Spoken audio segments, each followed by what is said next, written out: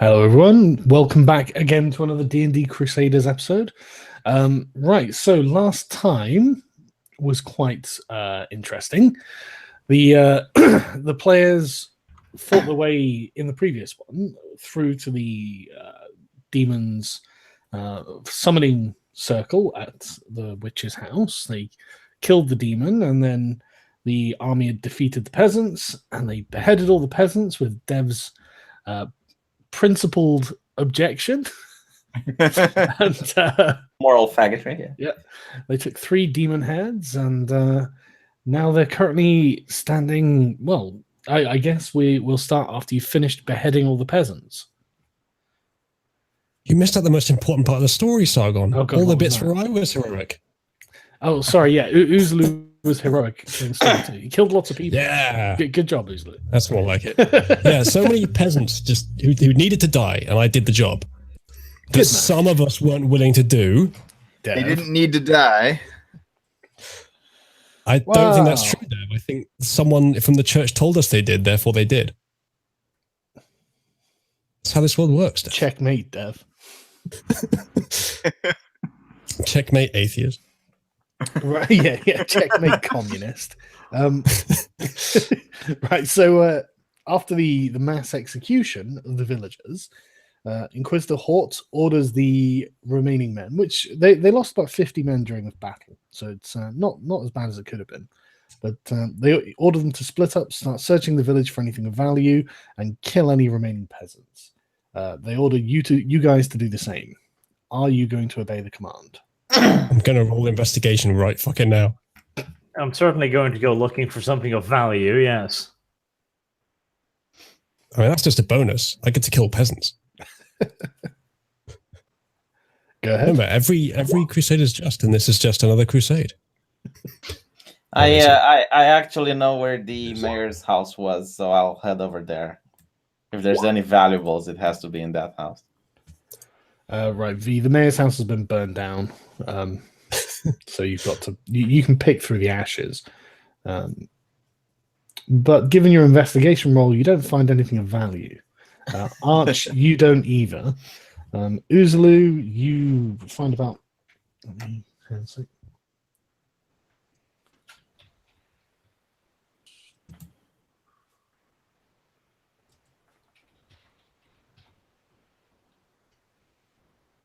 How long before Dev becomes a Protestant?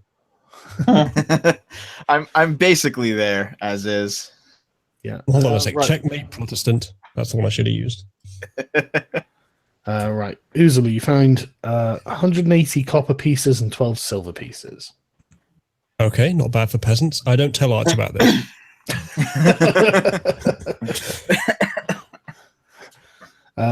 Hold on. Is it 100 silver equals a gold, or am I just going over 100? That's correct. 100 silver is a gold. And 112 copper, was it? 180 copper, I think it was.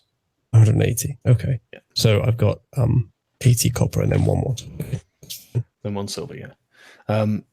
You also find a peasant family that appear to have been unaware of not unaware, but appear to have escaped the demon possession, and they're hiding in a basement. Immediate glaive. Is that the just thing to do? Is it, Uzulu? Which one looks the weakest? Because if I kill him, I get the roll to kill the other one on the same turn. Definitely the child. Okay, perfect. They don't fight back. So. Oh, I bloody expect not to. Jesus, Uzulu. Yeah, you butcher them in cold blood. I mean, you know. It's just crusade. Okay. I'm going to remain back at the opening of the village and just either meditate or perform religious rites on the bodies. One of the two. Well, the soldiers start piling up all the bodies into a massive heap and fetching firewood. And so by the sort of break of dawn, they've got a huge fire going on which they're burning the bodies. So it might be worth performing rites about there. I already That's did what I'll be doing. I already did perform the rites last time. I mean, when we played. Yeah, but honestly, a heathen preacher or Dev the pure-hearted? I mean, come on. They will need a second right, I think, at this point. Chad I'm is speculating saying that I've is, just who gets to disabled the be quest.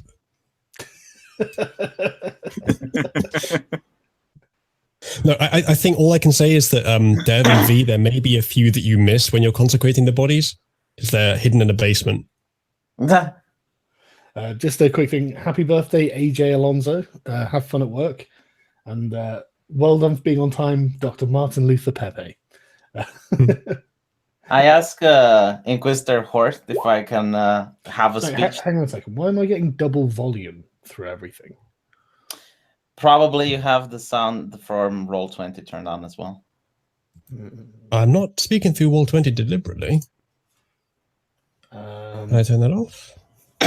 Dev, do me a favor and roll that again. I'll keep the first roll though, don't worry. All right. Have I ever told you, Dev, how much I fucking hate you because you can roll dice? I just blow on them, man. I don't know why I'm getting the double sound. I shouldn't. I heard it too. Is it V's? Yeah, I think it's UV. I'm having headphones. I'm sorry. It's always V. It's V. No, I have headphones. Right, Dev, do it once more. No, it's UV. You fucking liar. Do you know how I know, V? Because when it makes the beep, the green bars jump up on yours because you're lying to us. I swear to God, I got headphones. Never trust a gypsy. Okay, do it once. Do it No, once more, when Dev. I'm talking, do you Okay, hear? stop talking. No. I'm asking you this. When I'm talking, can you hear me? Like, do you hear double? V, No, I don't I hear suspect that. what's happened is that Hangouts has a different device selected than Roll20. Yeah, Roll20 is going through your default device speakers, and then Yeah. Hangouts is going through. Yeah, this is what I think. Yeah, as well. I'll yeah. fix it. Either that or you've Definitely got UV. No, I get it. or you've got an audio cable out from your speaker port into your mic port. That'd do it. I was trying to ask to see if it's Roll20 or if it's Right. Okay. Anyway, in the meantime, Dev, what are you rolling religion for? My rights. I perform perfect rights. Oh yeah, I mean, yeah. You have no rights. Wait. Yeah, presumably through a stream of tears after all of these dead bodies are piled up one by one. Yeah, you do perform a particularly moving ceremony. I asked Inquisitor Horst if I can motivate the men, considering some of them look a little bit pale after butchering so many peasants. Do they? Well, didn't you say last time that they might be getting PTSD from it? I don't recall saying that. But you did. I remember it too. Yeah. These is lying this time. Well, you certainly can mollify some of the men if you want. Yeah, I will go on a little pedestal if there is like a crate or something. That's fine. Dee. We'll just roll over Really? some corpses for you to stand on. Yeah, yeah. I've got a few extra. Yeah, and I will say, brave knights of the what Most of them are not knights. they're not penitent knights. No, most of them are just legionaries. Okay, I will say, brave soldiers of the Inquisition. You have managed to do the prophet's work today. It may look grisly, however, the prophet's angels are upon us. I'll show this as a divine sign.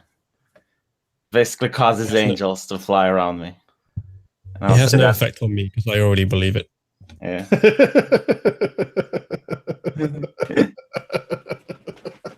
I can't get any more zealous. I'm probably more zealous than V at this point. I don't know why I find that so funny. Okay, hang on a second. Okay, I mean, like when you cast the spell, all of the men just like fall to their knee and start praying and crossing themselves and things like this. Yeah, I'll say never forget the Inquisition watches over you. Fucking hell, now you're claiming to be the mouthpiece of the Inquisition, V. You're going to lead to getting yourself beheaded pretty quickly. I'm sure of it. Okay. Afterwards, they stand around and the Inquisitors just sort of snap at them to get back to work, burning the bodies. Inquisitor Hort comes over to you and says, "Follow me." I follow the Inquisitor. Okay, he takes you sort of around the back of one of the burnt out buildings and suggests that maybe in future you shouldn't do that. I look a little bit bewildered. I did ask for permission, Inquisitor. Did I do something wrong? Yes, you're making the men feel like perhaps your authority is superior to our own. Oh, good God, Inquisitor! Heavens, no. Well, he just looks at you. He doesn't. He doesn't take that to be a serious statement. No, Roll I am. bullshit? Do I roll for something? Because I'm Yeah, legitimately you can try and curious. persuade him. Like my character is legitimately taken aback by Yeah, what you can try. what would it be? A Don't know, persuasion. persuasion, yeah. Fucking hell, V. What's going on with your dice rolls? Do you know what's really interesting though? Like it's a very convincing display that you put on, and he just kind of narrows his eyes and says, "Be warned," and then turns on his heels and walks off. Yeah, I know. Hold on. Is he the one that's wounded? What, Inquisitor Hort? Yeah, one of the Inquisitors was wounded. I don't think so. Hang on a second though. Was it Bright? I'll be back in a second.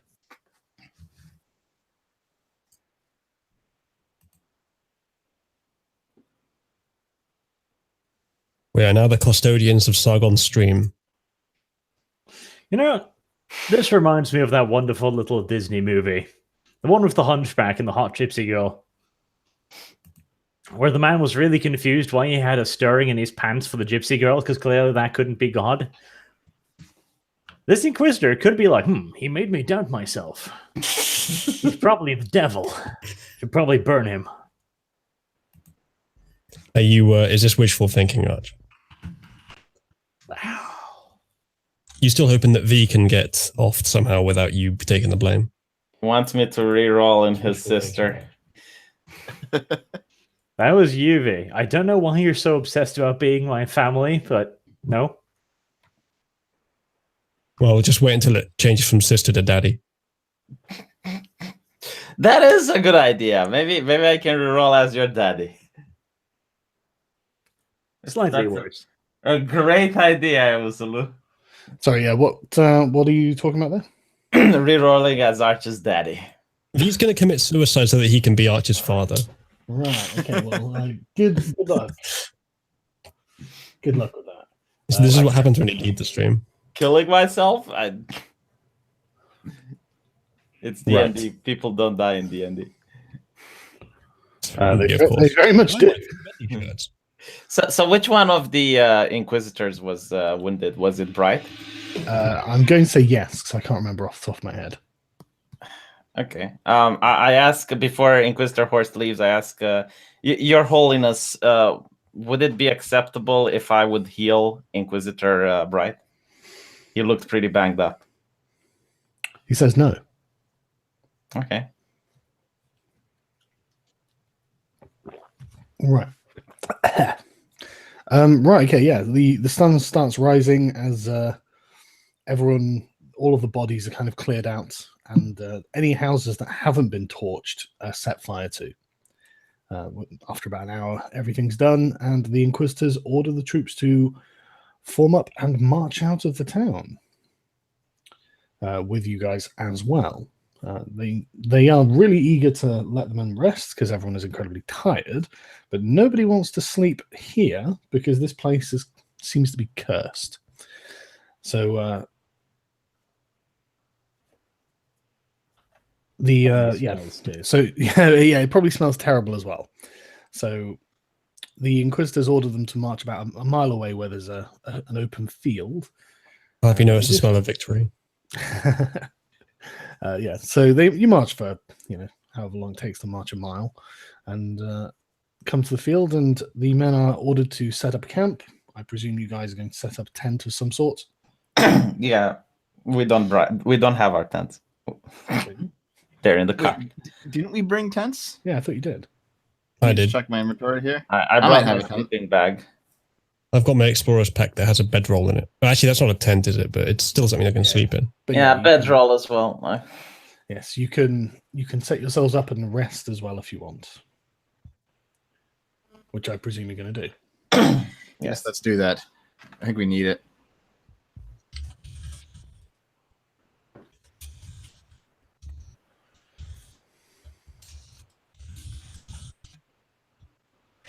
Hey, Dev, the audience is recommending that you change your icons on Roll20 to small. It's up to you because it does show us, but Yeah. might allow us to see more of the map. Where is that option? Just in the settings. Yeah. I changed it a long time ago. Top right. Upright settings. Oh, here we go. So where it says chat avatars, put names only. Small's Oh, probably names fine. names only. Well, Okay. small's fine, but I mean, it doesn't really matter, does it? Either way. Yeah, good call. Right, yeah. So you wake up in the middle of the afternoon. The Inquisitors just order everyone to pack up after eating and keep going. Is there anything you particularly want to do? Yeah. Was that a rest that will restore health or anything? It was a short rest. You gain 1 plus your Constitution modifier and hit points. All right. And I gain my channel divinity back. Dun dun dun. I want to give Constitution one of modifier is the lower one, right? Sorry? Constitution modifier is the lower one, right? The 2 in my Yeah. case. Yeah, in your Yeah. case. Well, yeah. I want to give one of the demon heads to the Inquisitors when they're in their tent. What? Or to give them a demon head.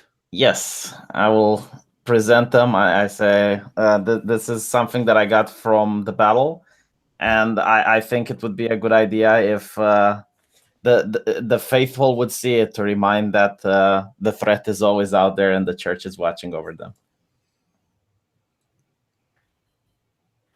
Right. The Inquisitor Bright says that he doesn't want such a thing, and you're probably going to have to purify yourself when you've finished carrying it. Why are you carrying it? Just out of interest. I'm not.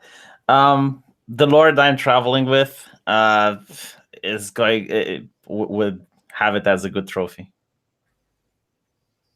and I wanted to be able to present one to the church in case someone wants to study it.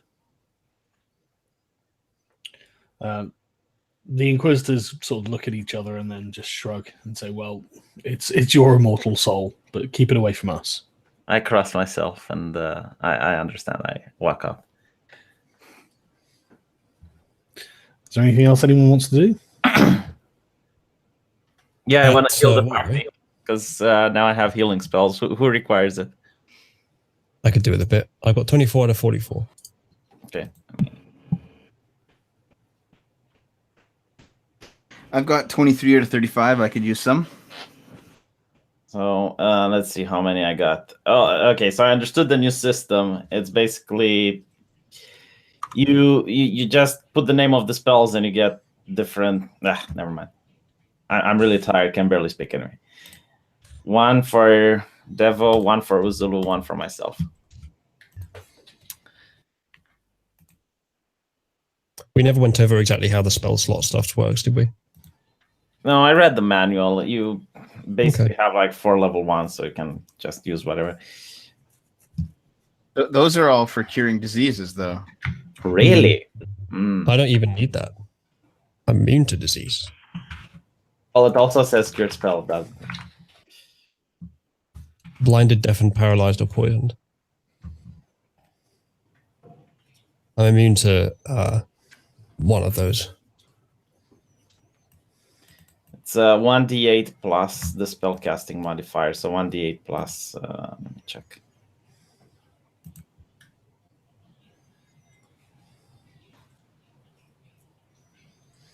Sorry, I'm just in the middle of doing something. 1d8 plus 3. Just do 3 of those rolls then, I guess. 1 each. That's Ritualist Dev. has sent me the Oh, art, but it's got Shit. for some reason it's not transparent background, so I have to make it transparent background. I'm sure if you mentioned it. I'll be back in a second. Sorry. Alright. So who gets which heal?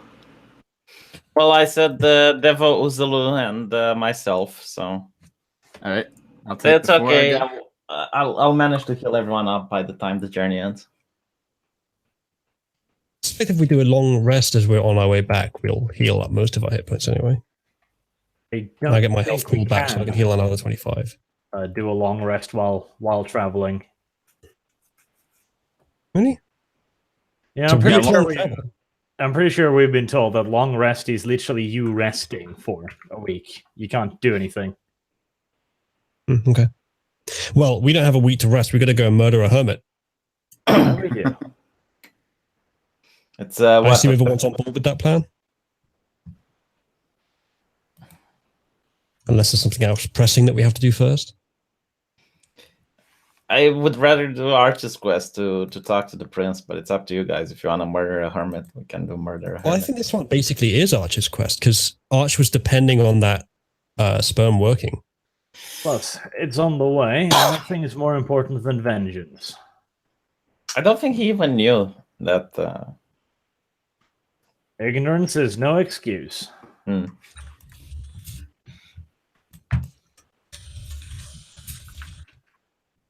In fact, I think ignorance makes his crimes even worse.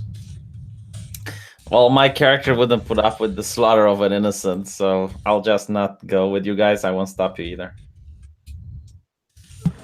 Well, I wasn't necessarily being completely precise when I said to go murder him, but Luckily, he's not an innocent. He's a fraudulent scoundrel of the highest sort. Those I don't know how you did it townspeople wrong. were more innocent than this old man is. true, but the church didn't tell us to kill him. This is on our own. And it didn't actually affect me very much, so I don't know if we can really call this a crusade. But I'll tag along. I'm sure if we explain to the church that he's selling fake blessings, taking the prophet's name in vain, and tricking the local population into feeding him because they think he's a holy man, they'll understand. Yeah, the church seems really concerned with fake blessings. By the way, would anyone would like to buy a blessing or two? We really should start selling those. It seems like good business. I can actually do the spell bless. I can certainly make lights appear that make people think I've blessed them. I just use one healing power on them and that'll do it. Hey chat, buy my shirts, merch.oozloo.net. There's some D&D related ones. There's a free Wendy and an every Crusaders just. Buy my shirts. All right, I'm I back. also made a Communists Aren't People shirt. You should sell your shirts to Sticks and Hammer. You can buy one if you want. My air conditioner fell over. I had to go fix it. Mm.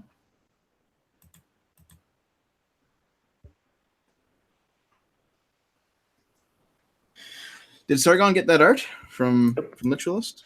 He's fixing it. He's trying to making it into a proper PNG. I see.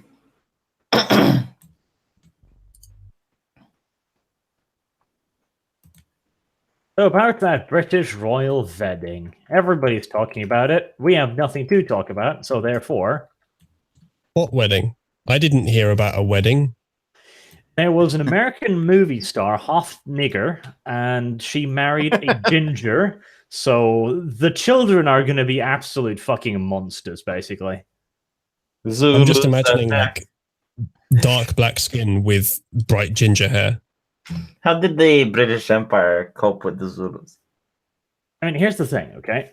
The only thing the clearly inferior black people have is the whole soul thing, you know, soul music and shit. And it married a ginger, so therefore it will not have any soul. Do you want to get this stream demonetized, Arch? Is this what you're doing? Basically. It's successful. All right, sorry about that. What was happening? Arch was We're talking. getting your stream demonetized. Arch was talking about that your queen married, and I quote, a nigger. Your queen married. I don't Okay. think the queen married. Honestly, I think I'm Okay, more either. black than Meghan Markle. So Don't make fun of me. I've been awake for 26 hours why? because I didn't sleep last night. Why?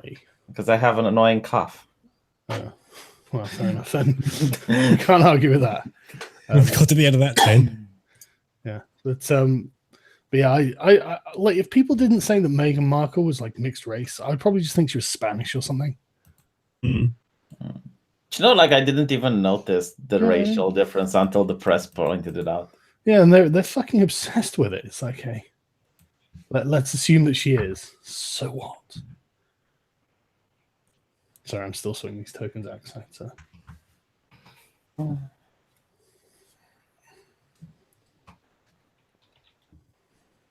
They didn't want my demon head arch. What do I do with it? Well, you'll have to purify yourself, otherwise they're going to burn you on a pyre, so I don't know. But whatever you do, you should do it quickly before they decide to kill you. I had angels. Once again, we're leaving V with the demon-related item. Went really well last time. I had angels flying around me. I'm fine. I'm probably healthy. I'm not sure you are, but at least you'll feel fine all the way up until they light the pyre. Do you want me to ask the prophet himself? Because now I can do that. This is the problem with this entire campaign. It's a low fantasy setting, and the level 4 preacher has a direct hotline to God. Oh, I think he should do it. Let's see what happens. Just Do it, V. You know what? I actually will. I think you should. I actually will. I will ask him if I'm on the right path. Get away from these fucking people, says God. You're gonna have to wait a minute anyway. Am I on the right path, my lord? Am I a good servant? Sending. He's got his Skype message calling him.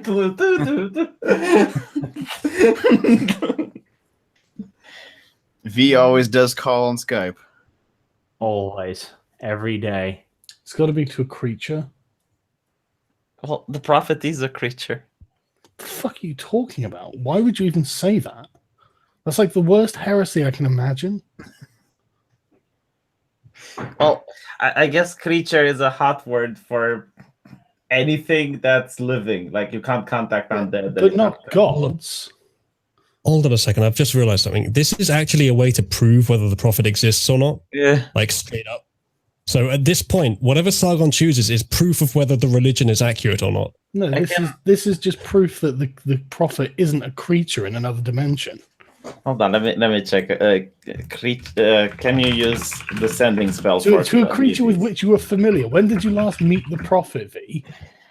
Yeah, I this book. Come on. Your reading of these spells is wildly optimistic.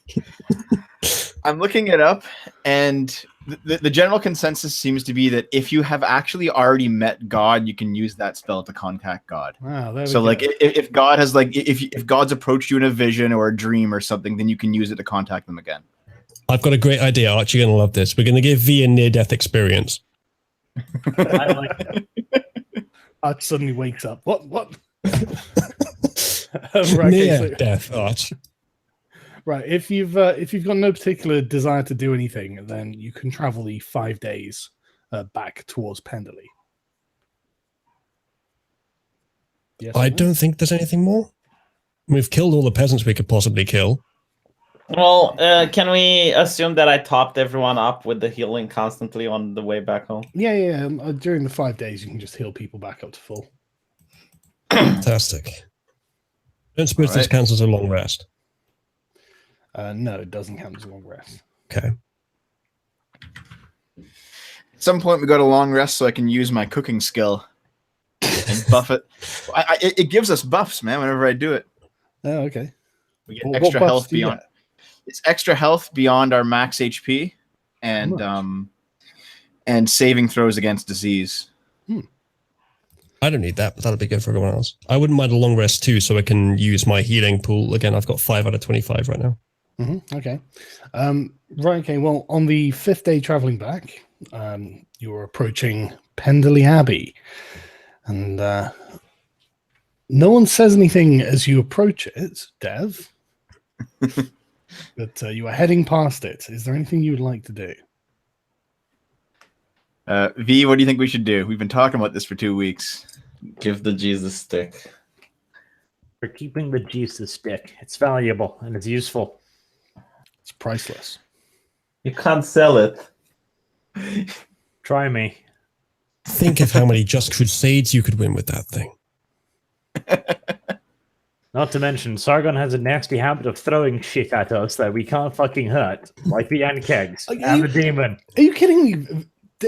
Fucking Uzulu massacred the fucking demon. I didn't realize how powerful his paladin stuff was going to be. That's not the first time either. Right? We did pretty well against the guy with the Warhammer as well, early on in the campaign. Yeah, you did. Yeah, I mean, the question here is, do you value the relationship with Karl Marx enough to give him a priceless artifact that he's given to us for free? It's not just Karl Marx. If it's actually a valuable relic, like, I don't know, St. John's head or some shit like that, I think the entire church would be pissed off if you try to nick it. I think the entire church would be pissed off if we got the valued item out of the hands of the communists and then gave it back to them. It belongs to the actual institution. Like, it's not Stavron's. It's not his personal property, is what I'm saying. Why was it his to give? In that case, he stole it. He gave it away unjustly. Again, we're just protecting it. Well, it's Devil's Call, so my character just doesn't remember about it. Oh, really? He's trying to contact the prophet, and he doesn't understand why it's not working. Well, V, since it was your head on the line here, I'll give it back to you. I look towards Inquisitor first, and I say, Inquisitor, what do we do with the holy relic? Do we give it back to Stavron, or would it be better in your hands? Sorry, were you talking to me there? Yeah, to Inquisitor Horst. I ask him, Hort, do we give the holy relic back to Stavron, or do you think it would be best to be kept in the Inquisition's hands? He just looks at you blankly. Why is this a question? The relic belongs at the abbey, where it has been for generations. I nod. It's just that Father Stavron has been acting very weird recently, and I wanted to consult with your better judgment. Mm-hmm. He nods and says, "We're aware. We know. There are procedures and processes. We can't just usurp the authority of the bishop." I nod. Do you mind if myself and Devo go to Father Stavron now? No, not at all. All right. Why are you volunteering me for this? Don't you want to be there? No, actually, I'm staying very far away from the abbey at the moment. Very well. Okay, so it's all yours, V. You can take it and have fun. I'm just going to. So yeah, V, are you going to the abbey on your own? I'm going to the abbey on my own. I have angels to protect me. Okay. Okay, hang on a sec. Okay, well, you can head down to the abbey. It'll take you about one. You're on a horse, aren't you? So it'll probably take about. Yeah, before I go, I just tell the Inquisitor, if I don't come back, your suspicions regarding Father Stavron is going to come to fruition. and I smile. Okay, hang on a sec. Everyone wave goodbye at V. Yeah, we'll go and meet the Pope ourselves, V. Don't worry, we'll spare you that.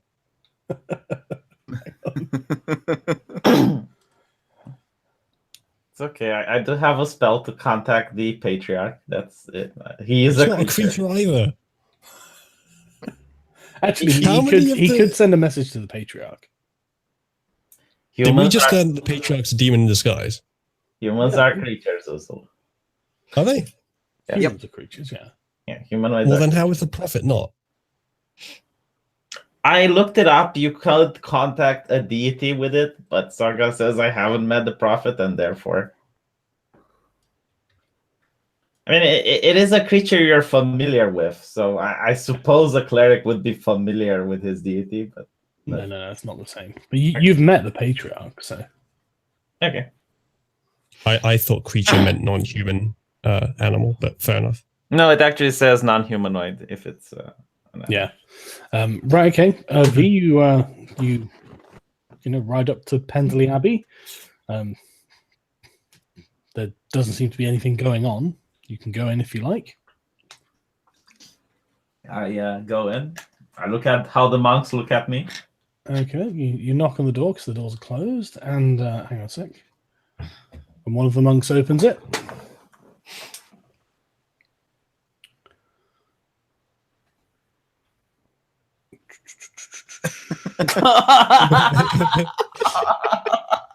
Is that what you're using for him now? What? Hey, have you guys seen Deadpool 2 yet? No, is it bad? No. There is a scene inside Professor X's mansion, you know, the school for gifted kids and whatnot. They have Karl Marx as a painting on the fucking wall. I'm not joking. Or at least I've only seen it once, so maybe I'm misremembering it, but I'm certain it was because I was just in the cinema like, fucking what? Why? So it's very SJW-ish. It's a little bit SJW-ish. Yeah, I should. Deadpool does bring up cultural appropriation. Yeah, and stuff and shit like this, and it's just like cringe. But yeah, so yeah, it's something. But yeah, you're met at the door by Brother Lauren, who Dev is familiar with, and he says, Dev is not here, apparently. I know, but Dev's familiar with this character. He says, "How can I help you?" I came to return the staff of Amon. Amon. Aeroth. Aeroth. Nice try, Levi. The scepter of Aeroth. He invites you in and leads you through to meet Bishop Stavron, who turns and bows politely at you. I take another bow, Your Holiness. How can I help you? I came to return the scepter of Aroth. Mm-hmm. The scepter of. But what if the kid consents, though? He fucking hell. He nods and indicates for Brother Lauren to take it from you. I apologize, however, we were not successful in convincing the Inquisitors to spare the peasants. I did do my best to give them their rights. Is that true? Yes. I thought it was Dev doing the rights. I did them last time. Dev did I them think now. you're gonna have to roll to see if he can tell you're lying. But I'm not lying. We did it last session, Sargon. I think they both did do some rights. Yeah. Right, okay. I'll let that one slide then, because I don't remember that. But I take your word for it. I do want to give him an adequate description of the battle with the demon. Okay. Well, yeah. I mean, he does thank you for doing what you can to save their souls, but he knows what the hierarchical order of the Inquisition is like, and he knows, and this is one of the reasons that he's been trying to formulate his thesis. In fact, he does ask about the demon. Did he learn anything interesting? Did you? Yeah, I do my best to give a very, very scary performance. Telling the story with the very, very gruesome details that it was a terrifying creature and how Uzulu used the holy light upon it and how the staff in the hands of Devo managed to eventually get the demon's demise. Did you just mention me, V? Yes. He did. Bishop Stavron just nods and says, "How is Dev?" He's a little bit wary of coming back to the monastery. He looks kind of sad and says, "That's a real shame. His presence is missed here." He was a good punching bag. He feels he did wrong by sliding your thesis under the bed of another monk. Well, Bishop Stavron just shrugs and says he did do wrong, but none of us are beyond redemption. Did you just sell me out, V? Yeah, Even though I didn't do it? He was in a good mood, Devo. It's better to find out when he's happy than when he's angry. Bishop Stavron says that he's more disappointed that he caught him and was forced to discipline him. I look around to see if there's anyone else hearing, and then I whisper to Bishop Stavron. He is disappointed that Your Holiness has a book with a pentagram on it. Good. He didn't know about that yet either. Is there? He looks quite taken aback, but the expression passes very quickly, and he just says calmly, "You have to read forbidden tomes sometimes. Information isn't always where you'd prefer it to be." Do you want a demon head?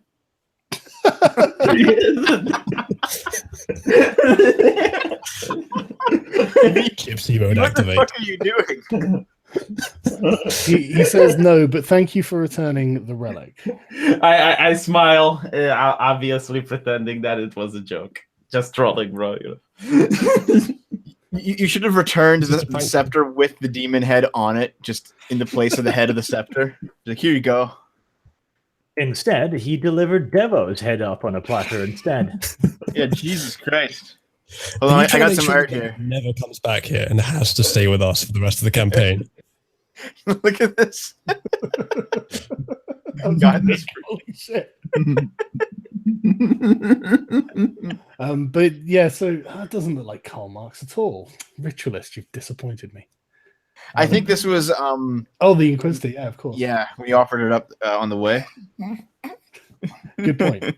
But yeah, so yeah, Bishop Stavron just thanks but no thanks, and just ask you to pass along a message to Dev, saying that he expects that he won't see him for a while, but wishes him good luck on his journeys.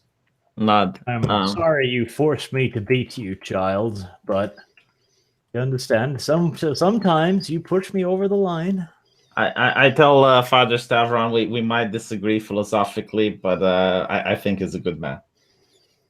He nods and says thank you, and I wish you safe journey. Oh, and one more thing. I'm really sorry about what happened to the mayor in the village. I heard he's a good friend of yours. My condolences. He nods stoically and says he was. I give 5 gold in the donation box on my 5 way out. gold, holy Yeah. shit! I make sure he sees it. Okay, he says blessings upon you, child. Yeah. It's basically for the trouble I caused. Yeah, that's a hell of a donation. Right, so I'm just going to replace this Bishop Stavron marker. But okay, you leaving then, are you? After that, yeah. Okay. I tried to double it back so I can catch up with the main army. Yeah, the army's just a walking pace, so you're on a horse. So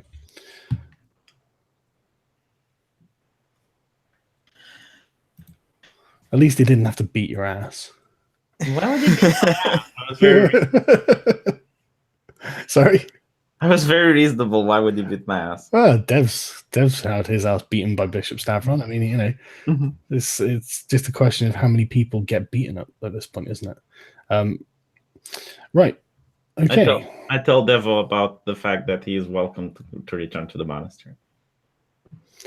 I actually doubt that anyway, so no. So are you saying you don't think you're welcome back there, Dev? No, scroll because I down, had by the duties way. and I abandoned them to go on this quest.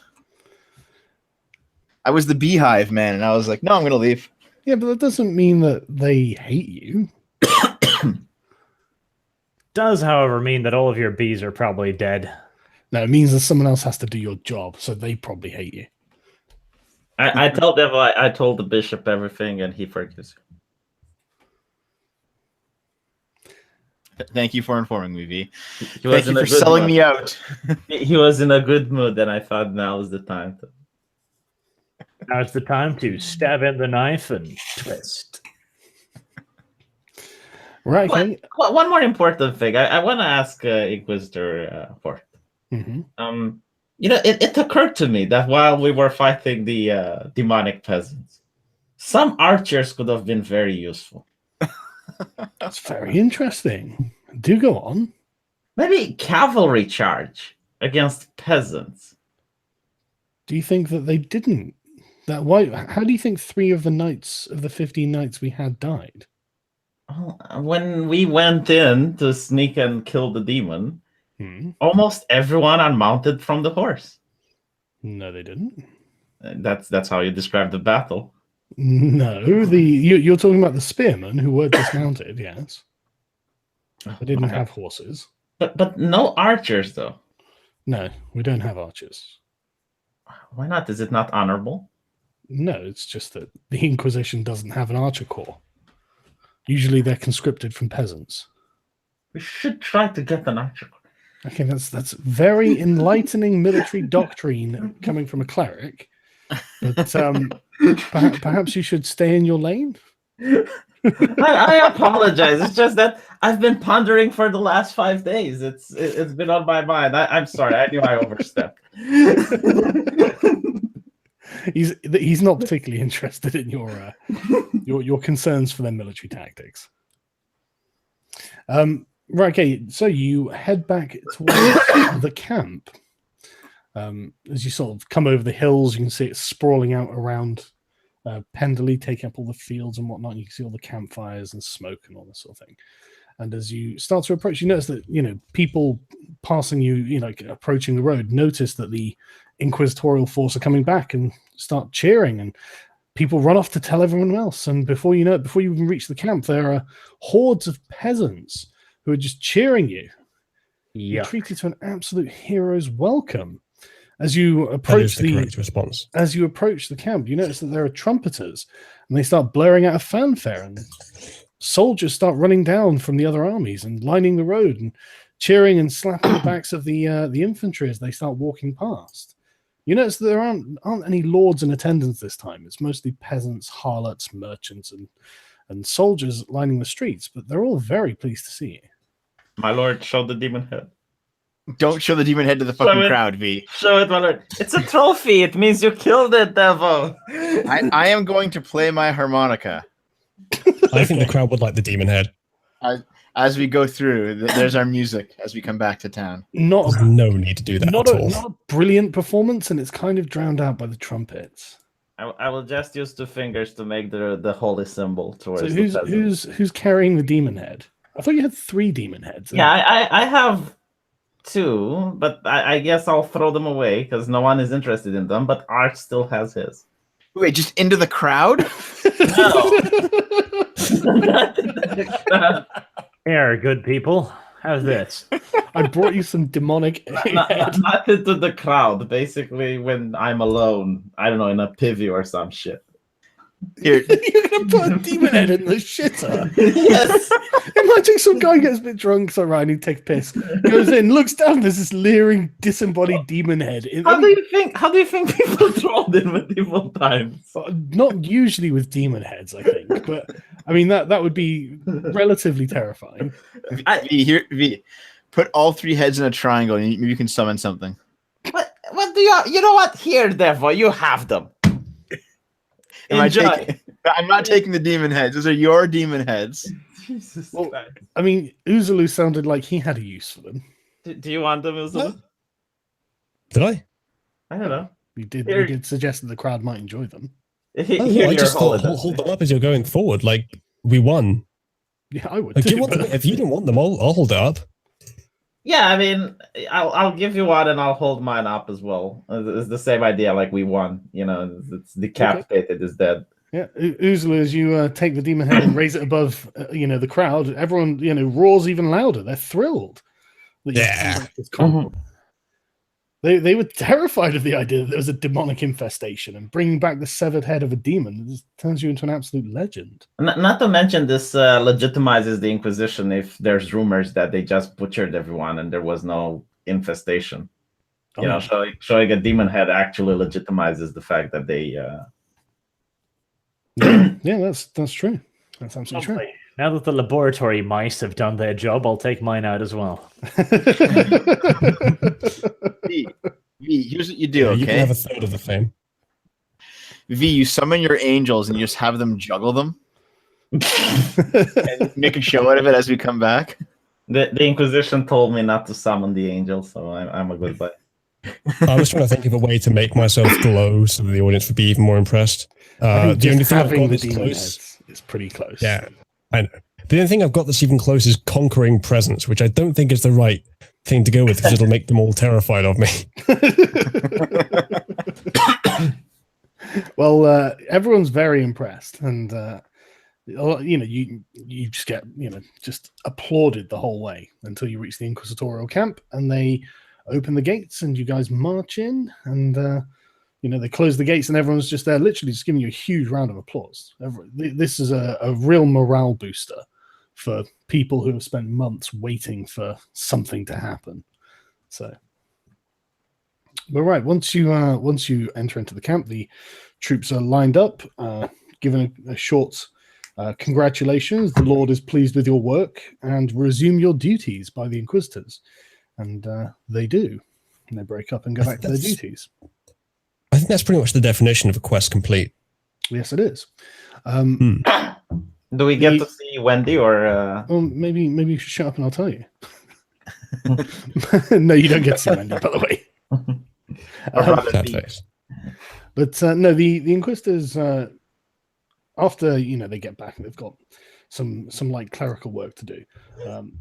But after about an hour, they come up to you and say, "Right, we have a reward for you. Come with us."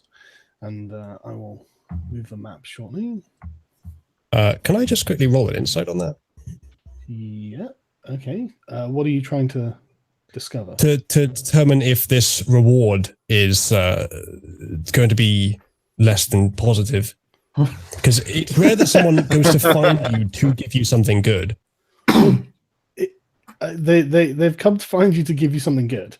I don't think they want to shag us. That's I'm just gonna get the party. If there was shagging to do, they would have done it before we got to the city.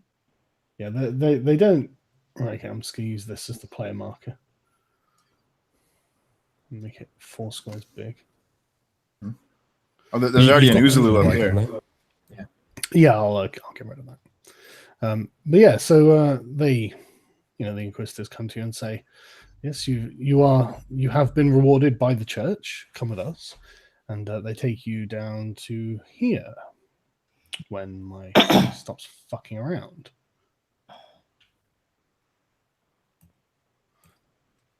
They point to this guarded tent, and you notice that Brother Dean is indeed guarding the tent.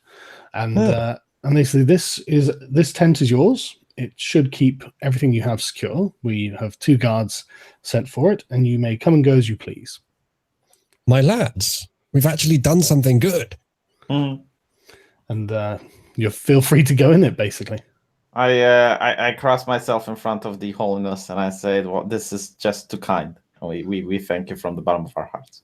Mm-hmm. No, they say that you've earned this, and your services to the church do not go unrewarded. And they say that for now you can rest, and when the church requires your services, you will be called upon. Anna, I'm going to wave at Brother Dean. He doesn't look you. Oh, He's on guard duty.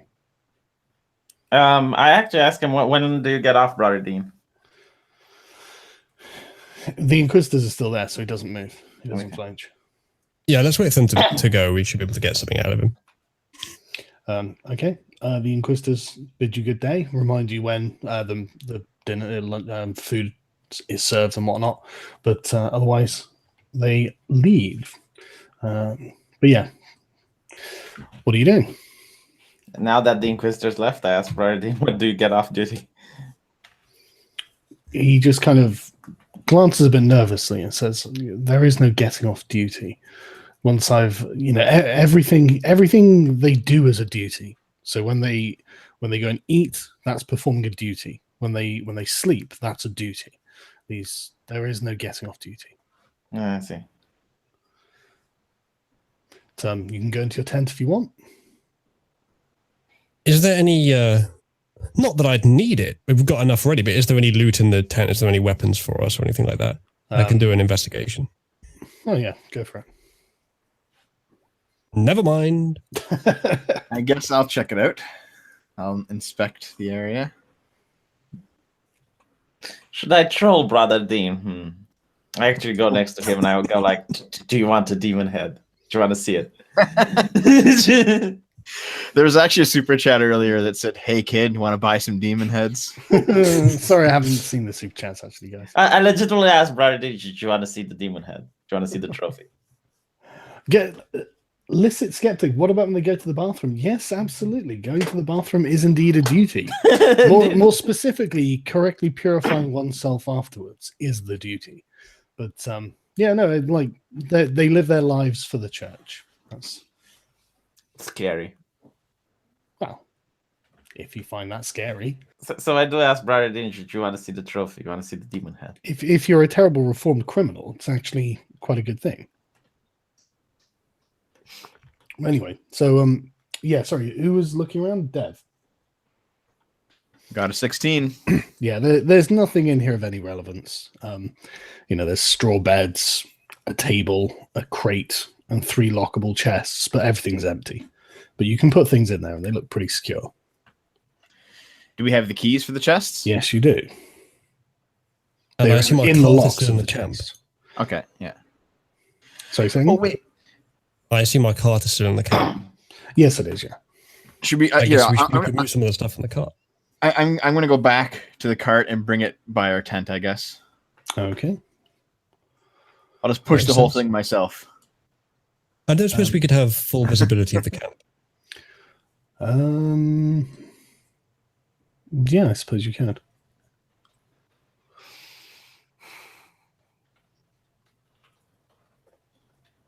Should I put the demon head in the Inquisition's PV? You can put it in the locked chest in our cart if you want. That's also pretty secure.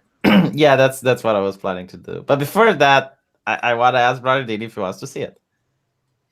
Okay, apparently I can't, for some reason, reveal the map, so I don't know why. So no, you can't easily. Sorry. Oh, I can Oh, see it. Yeah, no, but the bits that are covered, I can't seem to reveal Okay. for some reason. I don't know why.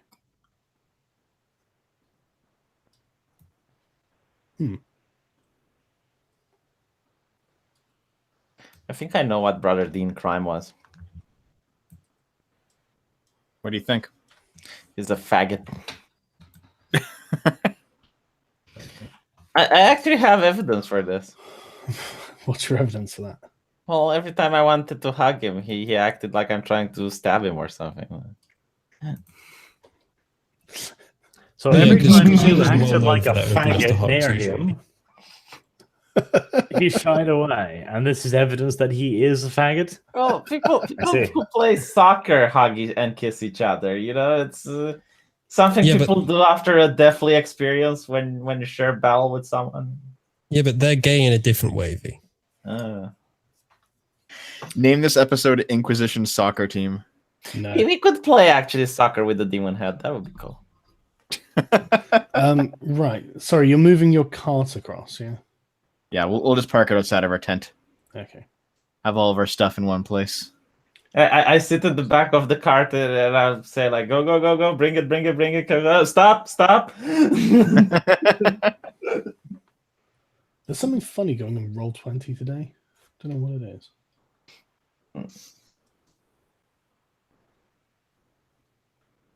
Maybe they've updated it. Maybe. I don't know. But yeah. Okay, so your cart and horses are near your tent now. And chest and bathtub. Yeah, they're on the Off cart. the cart. Yeah. My lord, shall we visit your prince while the trophy is fresh? It's been 7 days. It's not that fresh. Yeah, it's probably already pretty fucked up. Now we're gonna sit here. Actually, the demon head doesn't seem to have decomposed at all. Well, fantastic. Because now we're gonna sit here for a week while Dev cooks and cleans for us. Good. Well, you can do that if you like. You're having a One of long the chats rest said day. One of the chats said that the long rest is only 8 hours. No, I know, but I've changed. Play by different rules. Okay. Fair enough. If that's the case, can my my feet be used during a short rest then? Because I don't think it makes sense that it takes a week to make a meal. Are you kidding me? If you want it to be a good meal, Dev. Well, maybe he's making some cookies, or something like that. Yeah, slow cooking. What was this? It's the third point, yeah. Yeah. Okay. Okay. And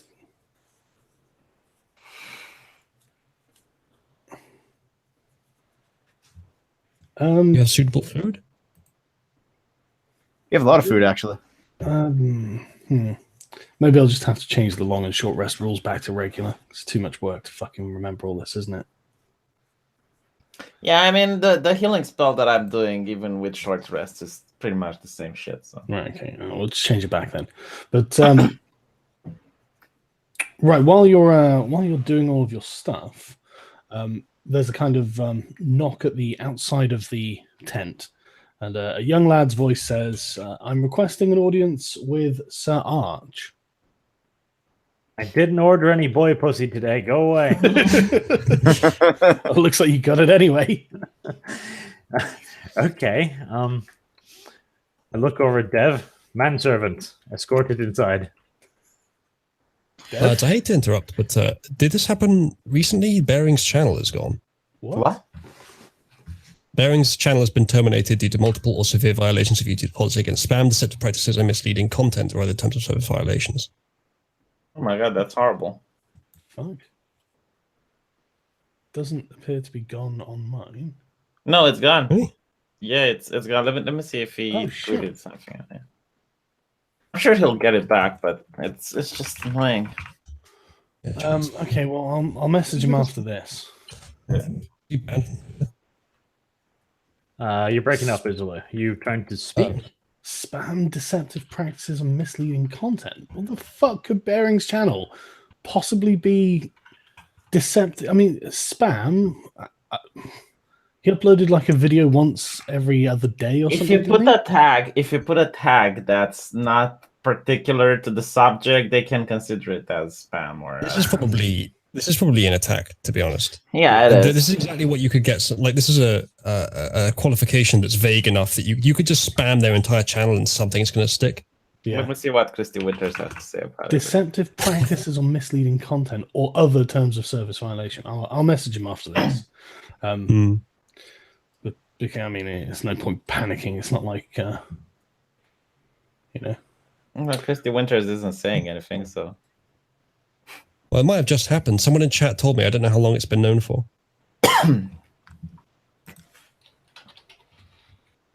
Hashtag free Bering, I guess. Indeed. Yeah, I don't know how long this happened, but we'll deal with it afterwards. We'll talk with the boy pussy now.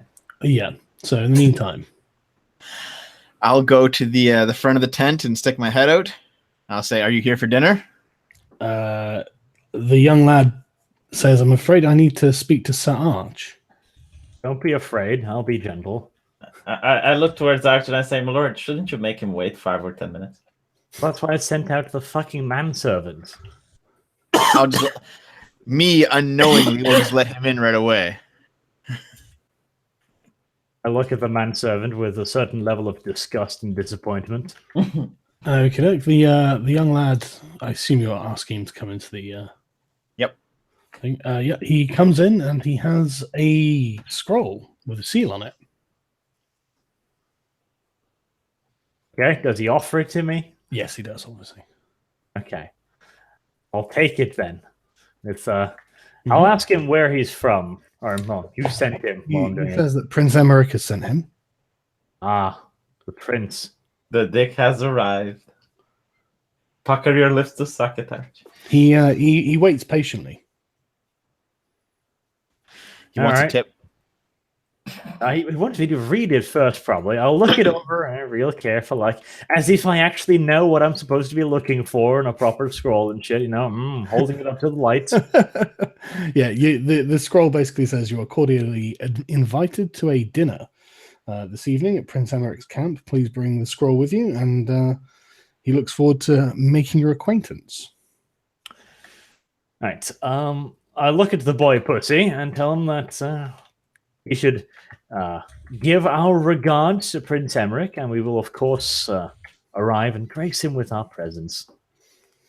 He says, "Thank you, my lord," and bows, but he doesn't go. Did he pay 1 gold to enter? Like we have to. Gold? Does it want me to fuck it? He's probably expecting a copper would be the standard Yes. thing to do. Figured as much. Sargon Popsicans, every time we enter the Inquisition Fucking camp, children. every time we At this enter, point in the campaign, go on. yeah, every time we enter the Inquisition camp, we had to pay 10 gold. Okay. You didn't have to pay 10 gold. Yes, we did have to Did pay you? 10 gold. It was 10 Yes. copper I was charging you. No. Yeah. No, That sucks for you, doesn't it? So my question is, how did this gentleman enter? Because last time we Because were he's on a mission from the Prince V. You're a Yes. pleb. Yes, and we had a holy relic. No. A lot of people say they've got holy relics. Oh, a lot of people say they come from the prince, but anyway, to go. Yeah, but this guy actually has the proof. Yeah, he actually has evidence. I am a proper noble, so I'll give him a whole 5 copper. Wow. I got a new art. Check this out. I'm going to use that as the thumbnail. That is accurate. I was just thinking, like, with all this winning we've been doing, I think that Trump quote becomes relevant. Eventually, we may get tired of winning.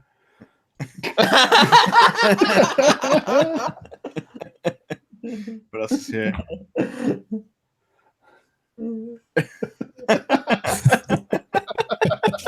Thanks, Amos. I think there's one more. Oh, God. Yeah. Oh, God. Right, okay. Right, yeah, I'm going to go and get another cup of tea. But you accept the boys, you accept the offer and have given the kid 5 copper. He says, "Thank you so much, my lord," and turns and leaves. Right, I'll be back in a minute.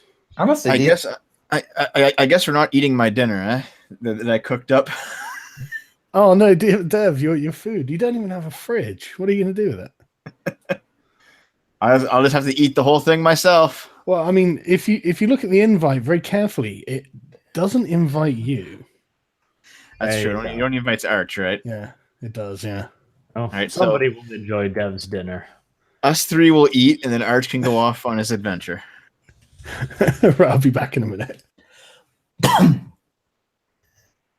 to be fair, these demon heads will be really good when I want to throw an intimidation roll. You're gonna throw the head at somebody and say, "Look." Yes. I killed this, think I won't kill you? Yes. This is what happens to the people who cross me. Boom, demon head.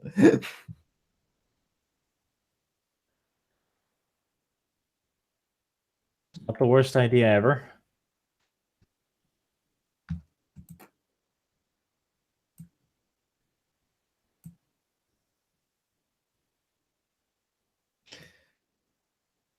What? Trump blocking critics on Twitter violates Constitution, says judge. Yeah.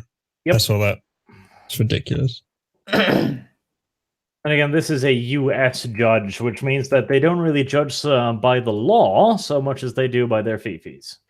Yeah, apparently doing so violates their right to free speech under the First Amendment. Listen, if this is a legal precedent, then me being banned, like if you're a United States person and you get banned from Twitter, you can actually sue Jack Dorsey.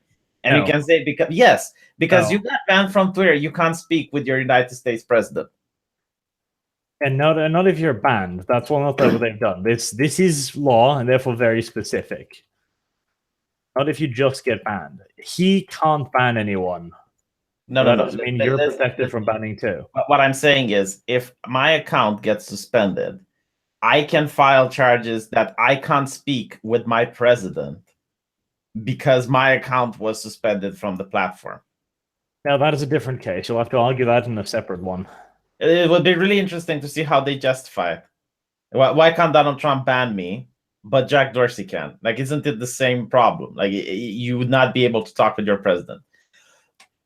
They justified it by saying that Twitter is a public forum. Oh, so it is a public forum. So barring anyone access to it should have some consequences, surely. It's a very big problem because, of course, if Twitter is a public forum, then they can no longer claim to just be a private company.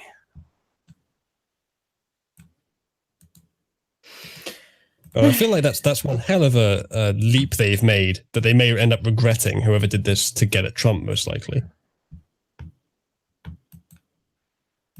Because if Twitter and other companies are now beholden to the Constitution, there's all kinds of shit you can bring against them. Yep. Arguably, that's a good thing long term. Just a ridiculous verdict. And Trump could just as easily mute people if he wanted to. Yeah, they suggested that, but no, fuck it. If he wants to block, he should be able to block. Yeah, I agree, and it does mess with the journalists as well. And the journalist, there's so much wrong with this shit. Like, the journalist can always create a new account. Yeah, or they can just view it offline. Well, there's actually a precedent for this because I looked this up when I was making a neutrality video. Oh. There was a town that was entirely privately owned, including all the roads and stuff. Yeah, with So the Mormons. there was no like municipality. It was just a privately owned city or like a small town. And there was somebody protesting or doing something like that on the sidewalk, and they arrested him. They said, well, you can't protest here because it's not public property. And the judge eventually ruled that because the company had taken over all of the municipal functions of a town, the company had to act like the government. And so it was legal to protest on the roads of the town. Not quite the libertarian experiment the US started out as, but I guess it's been going that way for a long time. Yeah. If we're talking about on-the-ground practicality, that is the fair thing to do, really. It's just not the principled thing to do. There were many towns owned by private companies back in the day in the United States. ANCAPs keep forgetting that. From what I read, it wasn't the best place you'd want to start a family.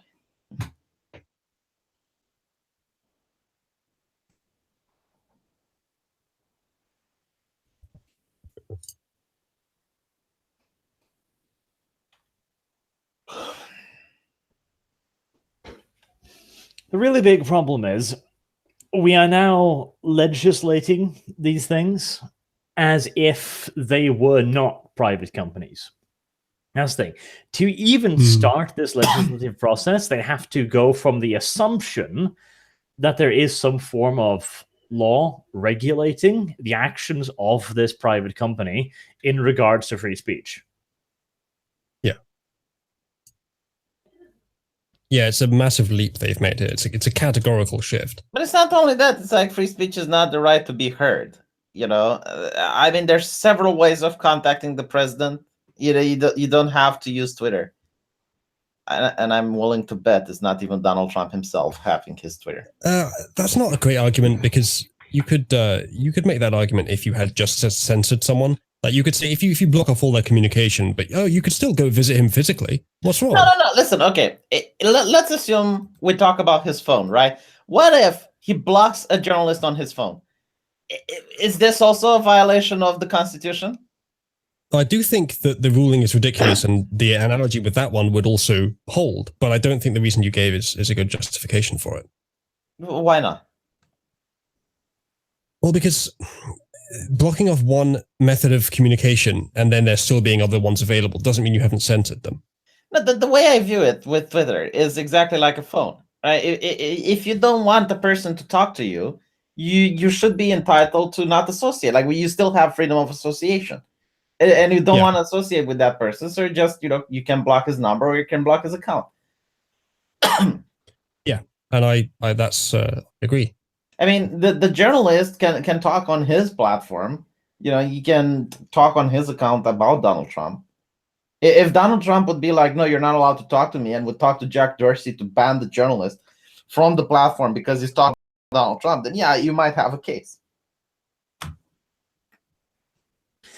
The problem is really that they've tried to make a distinction here where they're basically arguing that Donald Trump's Twitter is not Donald Trump as a person. They're arguing that he is a public figure, or not even that, a public institution almost on Twitter, and therefore his Twitter functions like a public forum. Basically, they're saying that he doesn't have the right for association because he's not a person. He's a public forum in his regards to his Twitter account. Well, isn't it his personal Twitter account, though? The same one he used before? It is. I think that is exactly what they're arguing, though. But you know what Donald Trump should do? Should just close down Twitter and open Gap account. Honestly, like, I'm really curious. Can you imagine the massive outrage? Holy shit, if he did that. If he just said, I don't like Twitter, I'm opening a Gap account. It would be a terrible idea, to be honest. He would have less power on Gab, though. I mean, for whatever you can say about how much of the Korea situation was influenced by Trump's Twitter presence, do you think the same thing would happen on Gab? Oh my Maybe God, after a few years, but not straight away. it would create a massive media shitstorm. It would be the best troll ever. It would definitely be entertaining, yeah. The problem is, it's like feeding the fucking monster here. If he opens a Gab account, all of the accusations of him being a alt-right Nazi sympathizer, etc., is going to come right back up again.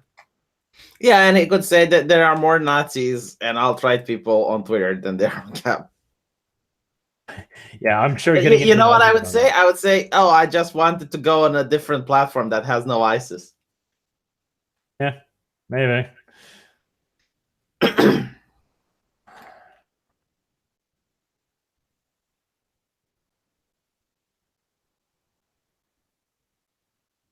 I don't think Trump really cares that much about giving the media opportunities to call him a Nazi. I think they'll do it without the opportunity. Well, I don't know. I suspect his marketing crew probably cares. Yeah. As much as I do adore the little orange bastard, can you imagine being the marketing chief, the public relations dude for that guy? Oh, that has got to be a nightmare. Yeah, if my understanding of Trump's strategy is accurate, then he plays the fool to literally everyone, and then he has some plan, whether you can call it a master plan or not, but he often relies on the deception of playing the fool. So I bet his marketing team don't even know his plans. Probably. So they're just as surprised by the things he does as everyone else is. And to be fair, it's not an entirely invalid approach. I mean, he basically uses the very, very basics of tradecraft in his diplomacy. He starts out really fucking stupidly high, like, I'm going to fucking nuke North Korea, and then he moderates it, and then the other party feels like they have won something, and it's worked.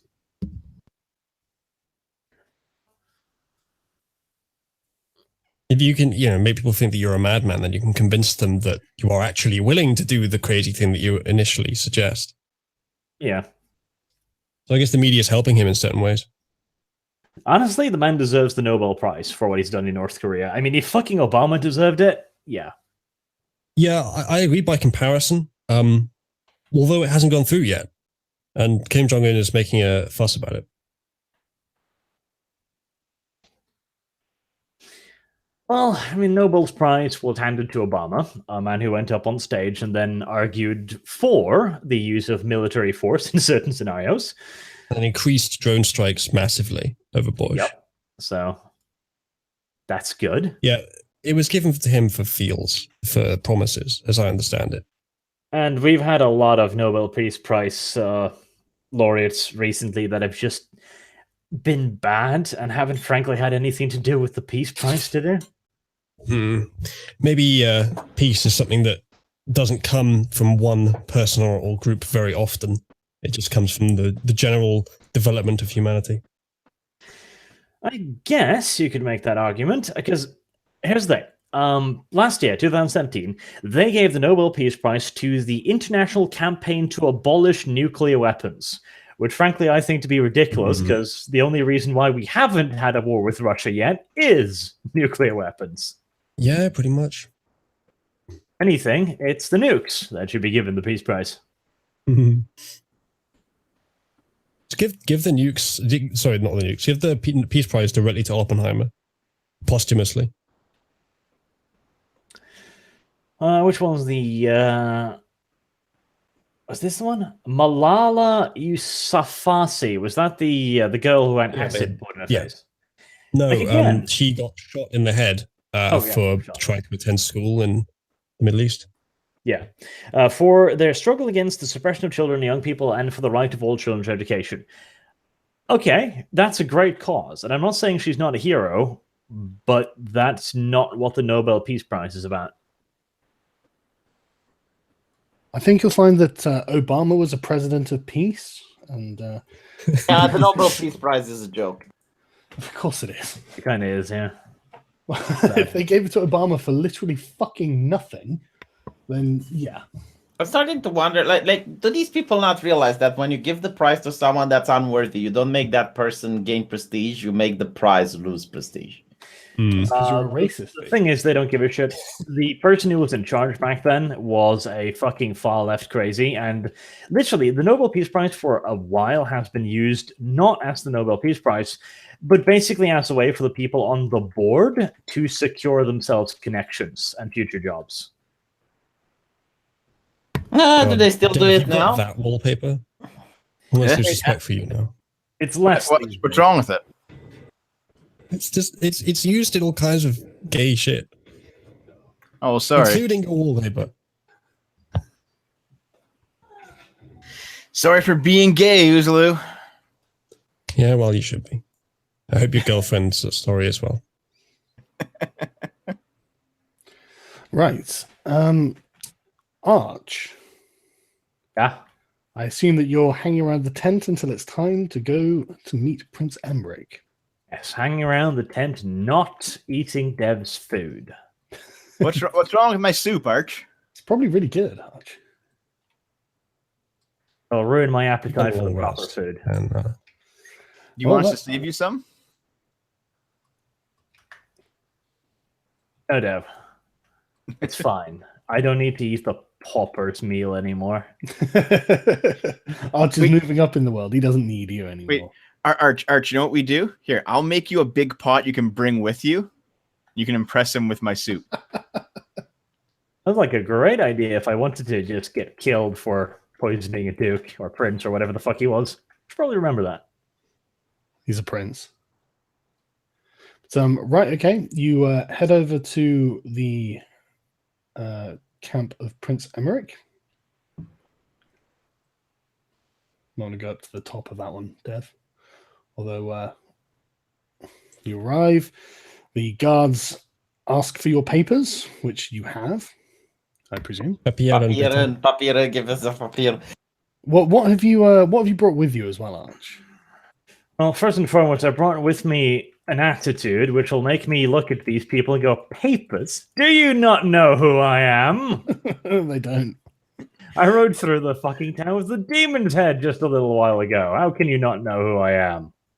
These Oh. guys look diseased. They are just peasants. Okay. All peasants look diseased. Holy shit, dude. King. All right. All right. That's one of the way that you know they're peasants. But no, the guards say, "I'm sorry, sir, but we're going to have to see your reason for being here." That is pretty fucking disgusting. Show the head, Arch. There's your reason. I mean, you could do that, but you literally have a letter that will get you straight past them. But yeah, go for the head. Sure. Have you brought the head with you, Arch? Fucking no, of course not. Why not? Because it's probably smelly. Undoubtedly. No more so than the peasants. Yeah, exactly. Doesn't seem like the thing I'd bring to a civilized dinner party, really. It's not decaying though, so why would it be smelly? Because it's a Demon's demon's head. head. The fucking Okay. stuff with sulfur and shit. But on the plus side, so are all the peasants. So Are they stuffed with sulfur? Yeah, but they though? will decay. think about who you're coming to see before you start making rash decisions. How many of us are there? Because rash decisions might be unavoidable. Rash decisions are my speciality, said Susan. It's only Arch, Uzlu. We stayed back to eat my soup. And that is why it's only me. So as to avoid some of the rash decisions. Have we lost V from Roll20? Yes. No, I'm still here. Are you? Okay. Your thing disappeared. Did it? But Arch, are you showing them the letter?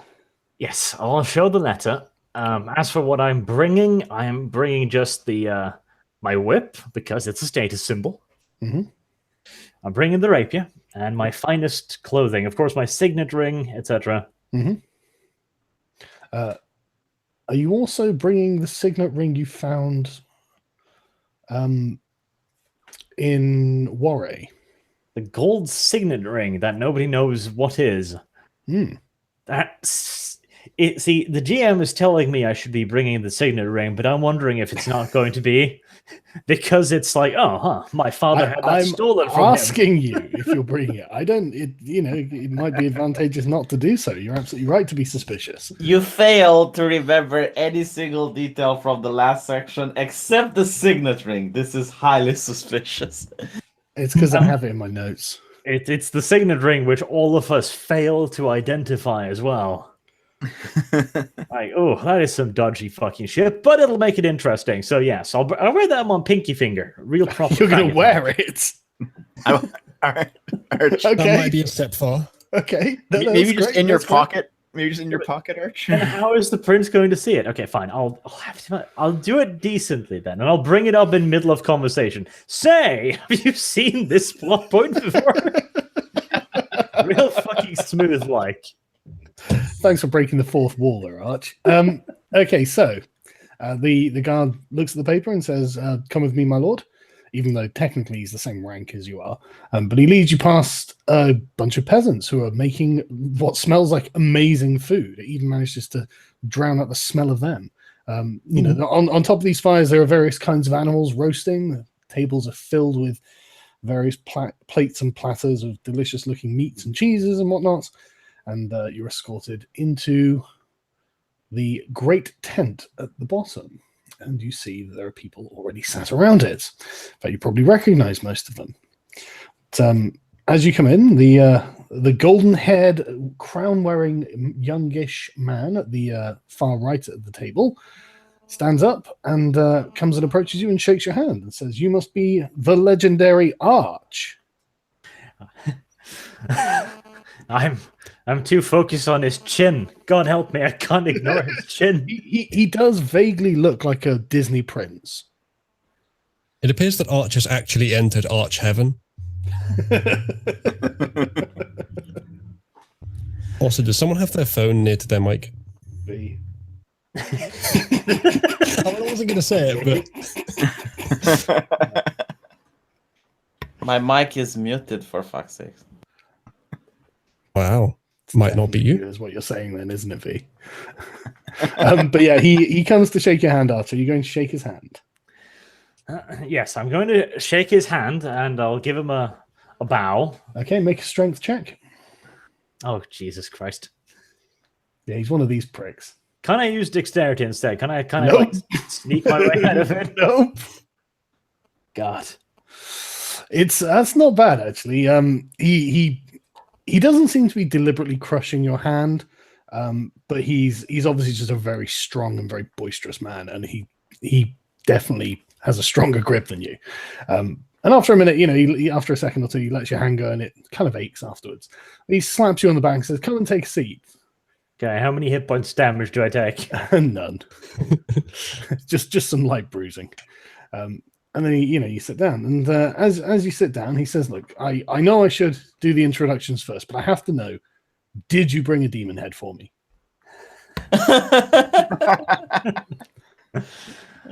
My idea saved you, Arch.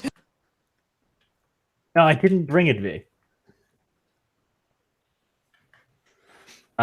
You should have brought it. I should have brought it, but can't bring a demon head to a gathering like Belial this. in this super chat. The prince only invited us to see the demon's head. He typed that before you said it, so he had some prescience there. Okay, Arch, here's the plan. Have a servant go back and fetch one of us, and we'll bring you the head. We'll run it over. Oh, even better. I have an idea. Might be a sneaky idea, or it might backfire. We'll see. Go on. Ah, my lord, I figured you might bring that up, so I've arranged something a little bit more special for you. Now, of course, I could have a servant go fetch you a demon head for you to peruse, but as it turns out, I have several in my possession, each one claimed by its own champion in my party. And I would love for you to honor me with your presence and peruse all three of them. He initially looked quite disappointed, but then he kind of perks up and says, what do you suggest? Like, Just what I... When, where, and when? I'll look over at the food expansively and go like, well, since you've taken the effort to set this up, we should enjoy the food first. But after that, at your earliest convenience, I am your servant, my lord. He looks a little bit downcast that you didn't bring the head, but he says, very well, very well. And then he takes the time to introduce the people around the table. The person directly on your right would be Duke Losian, that you've met, and the Duke just gruffly says, good to see you again.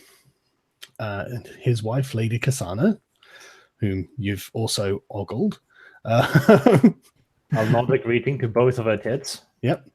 It's so nice to see the ladies again. Then on the far left, well, far right from where you're sitting, is a very, well, an old, gruff-looking man with a very huge beard. He nods and says, and introduces himself as Duke Colm. And he says that he's an exile from the kingdom, well, the duchy, that one of the duchies, that you'll be crusading to try and recover. He is, in fact, one of the people who came across the mountains before the passes were closed in order to warn everyone that there was a giant marauding army of heathens coming their way. I like this guy already. And, I'll definitely act like a little bit in awe of him. Just be like, my lord, you might just have saved us all, and I hope that we may repay your act of bravery by helping you liberate your homeland from the godless heathen swine. he gives you sort of a grim nod and says, "It's worse than I can describe. It is a monstrous army that has taken over our kingdoms, and they will not stop." As he starts going on, and Prince Emmerich goes, yes, okay, Duke, okay, we understand. We're not here to get everyone down. We're here to have a nice evening.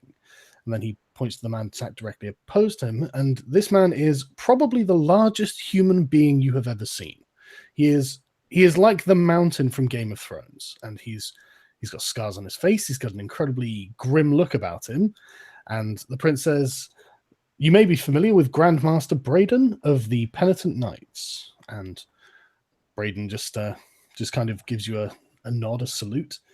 He doesn't say anything to you, though. I haven't had the pleasure, but he's certainly a grand master.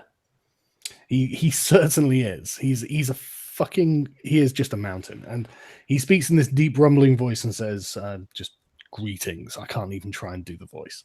He just says greetings. Hold on a second. I might be able to help you out with that. Go on. Give me a sec here. I have a thing for this. Okay, go on. Okay, so turn that on, and then greetings. Very close. He doesn't ask me to shake his hand, so happiness. Yeah, he says that he's aware that you've been given a residence in the Inquisition's camp. Congratulations on your recent victory. Thank you very much. What would I call him, Lord? Yeah, my lord is fine. Thank you very much, Lord. We have been given a grand residence by the Inquisition. Mm-hmm. It truly is too much for our meager service, but we have humbly accepted. He says not at all. Your service to the Inquisition has been exceptional as of late. The prince introduces you to, what's his name? Can't remember his name. Archbishop Martin, who is sat opposite. The Archbishop just nods and says we've met. As does Baron Monver and, oh no, I've got that the wrong way around actually. Oops. Yeah, so Baron Monver's the one sat next to you, actually. And that's I've got their wives the wrong way around, haven't I? No, I haven't. No, I'm talking shit. Fuck. I got the wives the wrong way around? Sorry. I think you do, yeah. Yeah, I think I do. Oops. But yeah, Lady Kasana's actually there, and that's Lady Mary on the other side. And Baron Monver, who's the slim chap sat opposite you, who you know quite well, and he just says, "Very nice to see you again, Arch." I have a quick question. Mostly a question for Ritualist, actually. The prince, on his shirt, I think it says ouch. Is that a reference to the Chad meme? I don't know. It does say ouch. I think Ritualist has snuck a meme under you there, Sargon. That's fine. Right.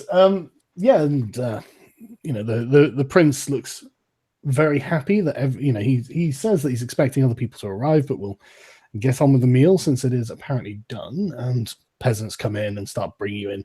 It's basically a 7-course meal you're going to have, and it's an amazing. You've never eaten food this good. Roasted pig and duck and all this sort of shit. But yeah, so you start enjoying the banquet. So in between, during the courses, Prince Emmerich is very interested in hearing about the Demon Arch. He wants you to tell him all about the adventure you've just been on. Right, well, let's see. Mental note, edit out the paladin, don't mention the radiant stick. Wow. The flying angels are on the cleric. That happened afterwards, so I'm in the right to edit that out. I just want to say, Spartan Guard in the chat, he's like, Prince Chad. That is exactly what Prince Emmerich is. Arch, you did say that the 3 demons were killed by 3 different members of your party, so you do have to mention us. Oh no, 3 champions. I'm going to go and hire in some big, strong-looking peasants that might actually look the part. My character is big. That is true. You can stay. Character's a peasant. Usually does look imposing, so that's fine. Just out of have a spell that curiosity, makes me look more imposing.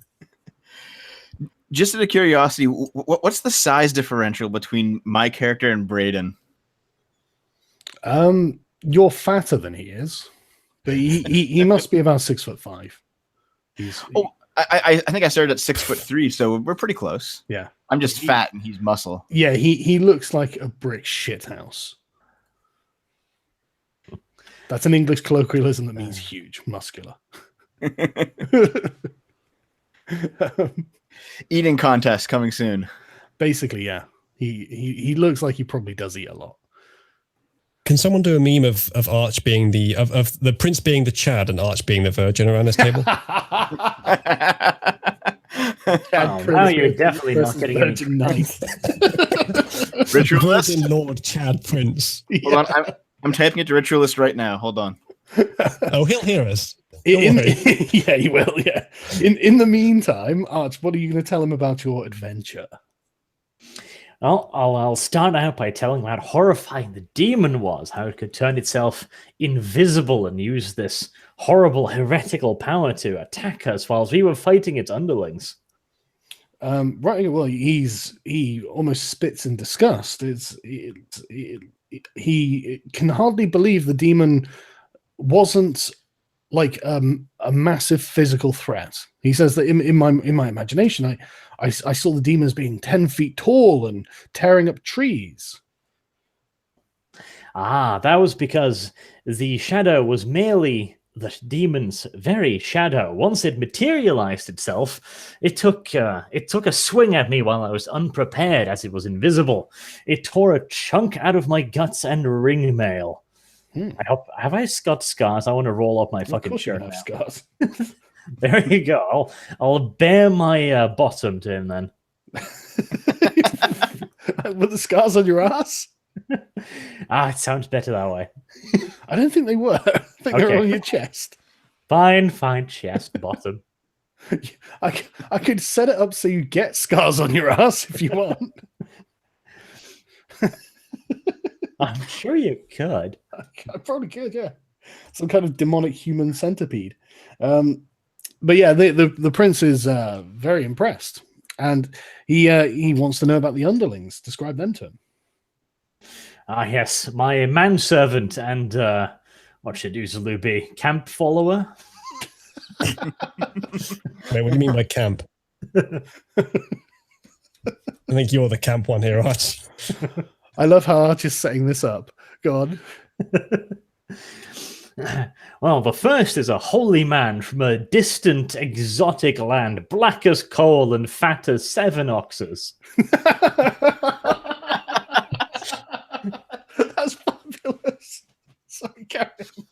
It's great. Chad Devo. I look over to the Grand Master of the Pentian Nine and go like, he's almost as wide as that man is tall. Okay, and what did he do? He wielded a holy relic given to us by the head priest of Pendel Abbey, and with that, he lay the hurt down upon the filthy demon. Oh, you should have seen it, my lord, when he smacked that thing with the holy relic. It was glorious. Light flying everywhere and explosions.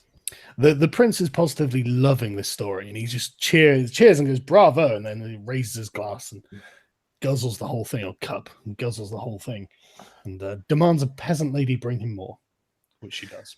Right, Uzulu, how much of your lunch money are you going to give me? Well, I did roll pretty well on that investigation of the peasants. I can give you a small portion of that if you like. Oh, well, suddenly Uzulu's part in this story has increased dramatically. You realize that you're going to need us later? You promised this guy a show of the heads and the champions. We have the heads, and we are the champions. Let's do each other a favor here. Why don't you tell most of the truth? The truth, Uzulu. Would you like the truth, or would you like to share a portion of your loot and have the proper truth, the real truth? Hey, Arch, how Speaking effective was your both as my sword, man? character and as myself, I'm not afraid of the truth because I fought like a fucking champion. To be fair, Uzulu's got a point. Yes, but Uzulu doesn't understand the subtle differences between the truth and the better truth. Honestly, Arch, you can embellish somewhat, but the more you do, the more you're going to have to telepathically get your story straight with us when the prince comes to see us. Well, you've already telepathically promised me half of your loot, so I'm sure we'll be fine. I promise you nothing. It was a suggestion.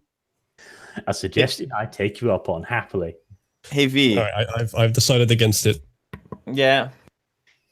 So the prince is not being critical about anything that you're saying. He's just lapping up the story, and no one else says anything about this apart from Lady what's her name, Lady Mary, who leans forward and just says to you, my lord, I can't help but be slightly skeptical of the tale that you're telling. I mean, has anyone here actually seen any of these demon heads? How can we be sure that this even happened? Well, yes, Fucking my lady. skeptics. Hundreds of peasants were treated to a view of the demonic heads as we paraded through the city. She snorts. Peasants will believe anything is anything. If I was to chop off the head of a pig and march it through there, they'd think that was a demon. Hmm. Do you question the Inquisition, Mom? Of course, I'm not there, so I didn't say that, but Yeah, Oh, that's good. Good. I'm thinking of it. Some righteous indignation, perhaps.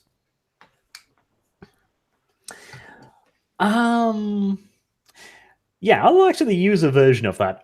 My lady, the Inquisition mobilized an entire legion and bands of knights to fight these things. Do you think the Inquisition would be so wasteful of resources? Ooh, good question. Okay, hang on, give me a second. I have to formulate a response to that. Let me think. She read the chat. She gives the Grand Master a slightly reproachful look, and then says, "No, I'm sure they wouldn't," and goes back to her food. Whoppish. Nicely done. it feels so strange to be telling these tall tales when they're actually true. Yeah, right. For once. Oh dear. Right. Okay. Well, we'll move on to Uzulu's part then. My second champion. Mhm. See, I called you champion now instead of camp follower, you ungrateful bitch. Good stuff. You going? He's a masterful wielder of a mighty glaive, radiating with holy energy as he smote the demons apart. In fact, Yeah. Okay. Go on. he was the one who dealt the final blow to the shadow monstrosity itself. After I had kept its attention on myself, he came up on its flank and smote the demon in twain with a single blow of his mighty glaive. Now it's Archbishop Martin's turn to clear his throat and bring the conversation to a halt. He said, "What do you mean a radiant glow?" Ah, well, he's a paladin, most blessed of the prophet. And as we all know, the power of the prophet is an anathema to the unholy beasts that dwell in the nether realms. The archbishop kind of rolls his eyes and says, "Yes, that is what we tell the lower orders. We do tell them that they have the power of the prophet within them." I'm going to so enjoy fucking with that guy. But obviously, you're not being literal, are you? My lord, I cannot believe what I am hearing. We fought the Denzians of hell themselves, and we have the heads to prove it. You could not possibly suggest that where there is a hell, there is not a heaven. You have the heads to prove it, but not here. Send for us. It'd be... Do I want to display it here, though? It would be even better to humiliate him in person, wouldn't it? I'll look over at the prince and go, well, I have invited the prince to come see these bestial demonic heads. If you would like to join us, perhaps we could have a little wager, perhaps even. Your faith seems like it requires some qualification, after all, my lord. Right, okay, hang on. So the archbishop again rolls his eyes and says, "Yes, I understand that you will have plenty of time to demonstrate to the prince that you have something that you claim is a demon's head. You'll have time to confect something, no doubt. But I'm afraid I'm not persuaded as of yet." The Inquisition was there. But my lord bishop, surely you, being a lord bishop, must be able to tell the denizens of the underworld apart from a mere pig's head, as the lady suggested. Indeed, and I don't even have a pig's head. Well, that is an even greater reason then for you to come along and see for yourself if perhaps the Inquisition has merely gone out and slaughtered pigs, as you seem to be suggesting. That would be a grave, grave problem. Prince Emmerich bursts in his usual sort of bloviating way and says, "Yes, come with us, Martin. Come with us. It'll be a fun day out." The archbishop, Bishop Martin, and the archbishop just shrugs and kind of looks dismissively and says, "Well, perhaps," and then goes back to his food. There you go, V. Now you can make fun of him. Oh my god, the angels will fly. I've got that meme. Here, check it out. He actually doesn't fuck Lady Kasano, at least not. As V. That's great. As V. Steals money, taxes people. That's fucking great. That's gonna be the fucking cover of this one. The thumbnail. There's a second one here. God. Oh, that's entirely true. That's such a great meme. Right. Okay, right. Was there another champion you need to tell them about, Arch? Was there? Did you tell them about Dev and Uzulu? Was there a third champion? Was there a third champion? I don't know. V, you can defend yourself here or what? I'm not there if he doesn't want to talk. V, use your speaking or whatever it was called. I'm not even aware of the meeting. Yeah, but you're aware of Arch's duplicity. Listen, if the GM's giving you this in, I think you should use it. Send him a message. Just say, "How's it going, Arch?" Now, the fact that these are my followers will increase my status as well. So, okay. The third champion was a mighty holy man, a truly special and unique individual. Who totally didn't cause this whole situation by opening a book we told him not to. Oh no, he is a man of great book learning. He's read many a book in his lifetime. A fine judgment as well, let's be honest. Yes. A fine judge of demonic threat. You can smell danger a centimeter away, man. No matter how sulphurous a book, he is not scared of opening it. You know the butterfly effect. If I hadn't opened the book, you wouldn't be at that dining table. So. Ooh, good comeback. He's certainly brave. He does not hesitate even in the face of clear and present danger. He soldiers on. The prince just says, well, this sounds like a fine fellow. Oh, yes. The prince is just stupefied by the story. Doesn't get the ironic Of course jab. not. Of course not. Yeah, no. He takes all this completely uncritically and unironically, because he's clearly not the sort of man for whom stealth and guile have any value. Yeah. I'll finish up by telling him about our special priest and his ability to spit fire from his fingertips and stuff, because if he can do that, to impress him later with a pyrotechnical show. Okay, as you do that, Grandmaster Braden almost drops his slice of meat that he's currently chewing on and says, repeat yourself. Oh, yes, he's quite blessed. Even the Inquisition has had him in for sessions to judge his powers, and they have judged his powers to be true. They might even, some say, although I have little time for these spurious rumors, that they could come directly from the prophet himself. They even say he is capable of surrounding himself with angelic beings, and nod conspiratoriously. I did spoke with the patriarch on it. Like the patriarch did saw all of us. Yeah, I mean, this is clearly the first that Grandmaster Braden has heard of this, and he basically rumbles something that's almost unintelligible, but it's definitely a noise of extreme doubt.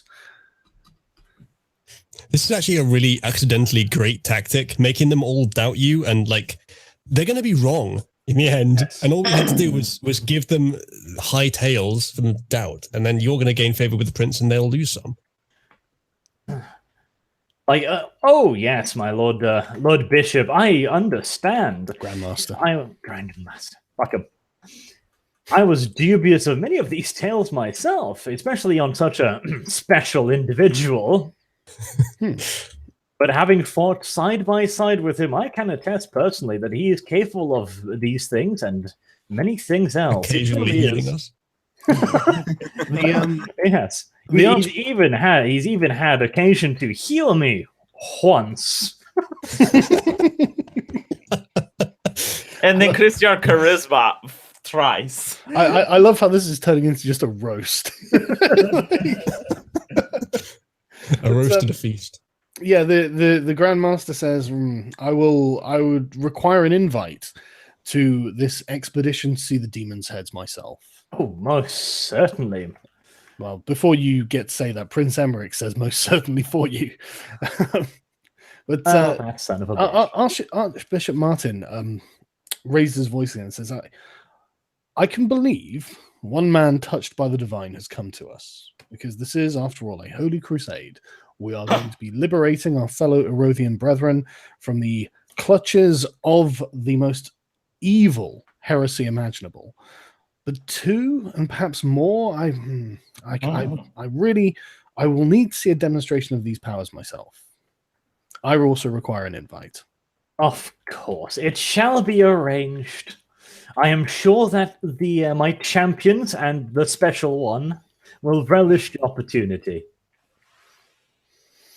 He nods and looks doubtful and condescending. But you fuckers had best be impressive, otherwise I'm not the only one who's going to hang for this. Yeah, exactly. Yeah, you guys could actually hang Arch out to dry completely here. I'll be like, oh, I don't know. The Inquisition said I shouldn't. Arch? No, I don't know him. Never heard of him, I'm afraid. I certainly gave him no oath of loyalty. I don't know what you said. Oh wait, he has a similar name to a local con man I've heard about. Yes, he. Oh, after he spent all this time talking you up as well. I know. I'm not going to do it, but God, I could.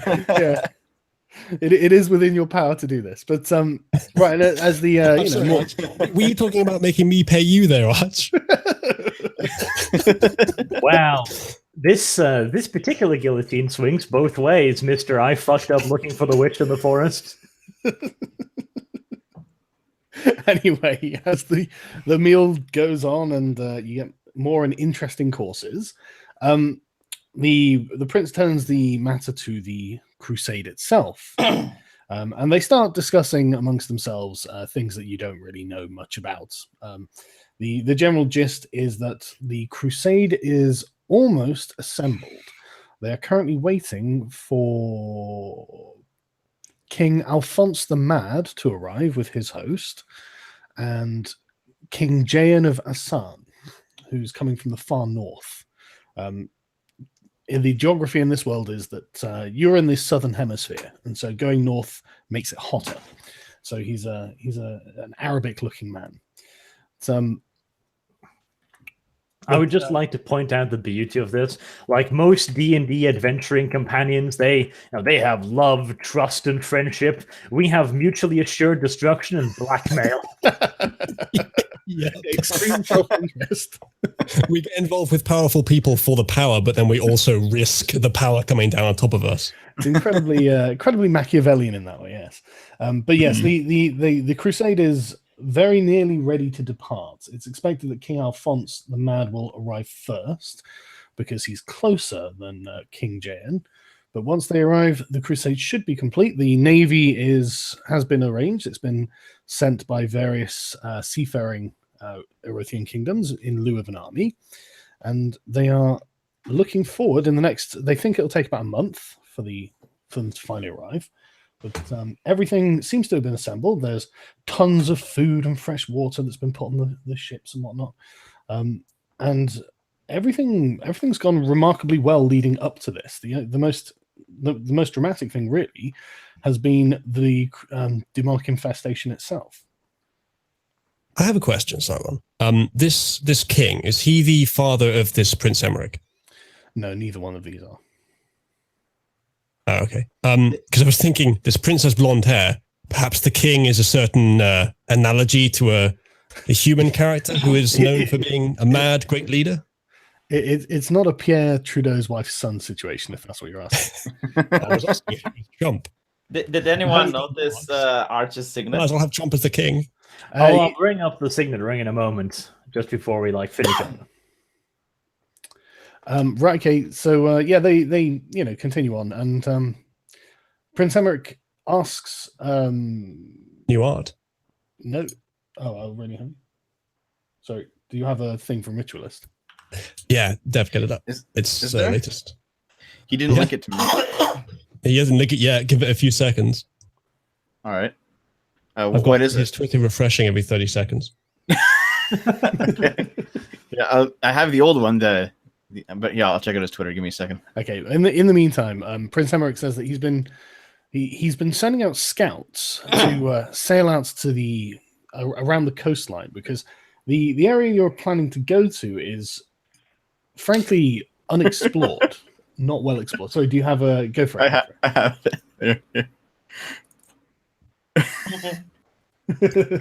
I look so much fatter.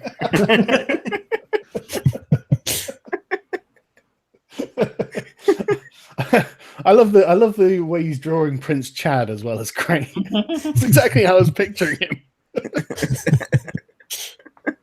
But yeah, so he tells you that the area is relatively unexplored because there's a stretch of ocean that's known for its storms.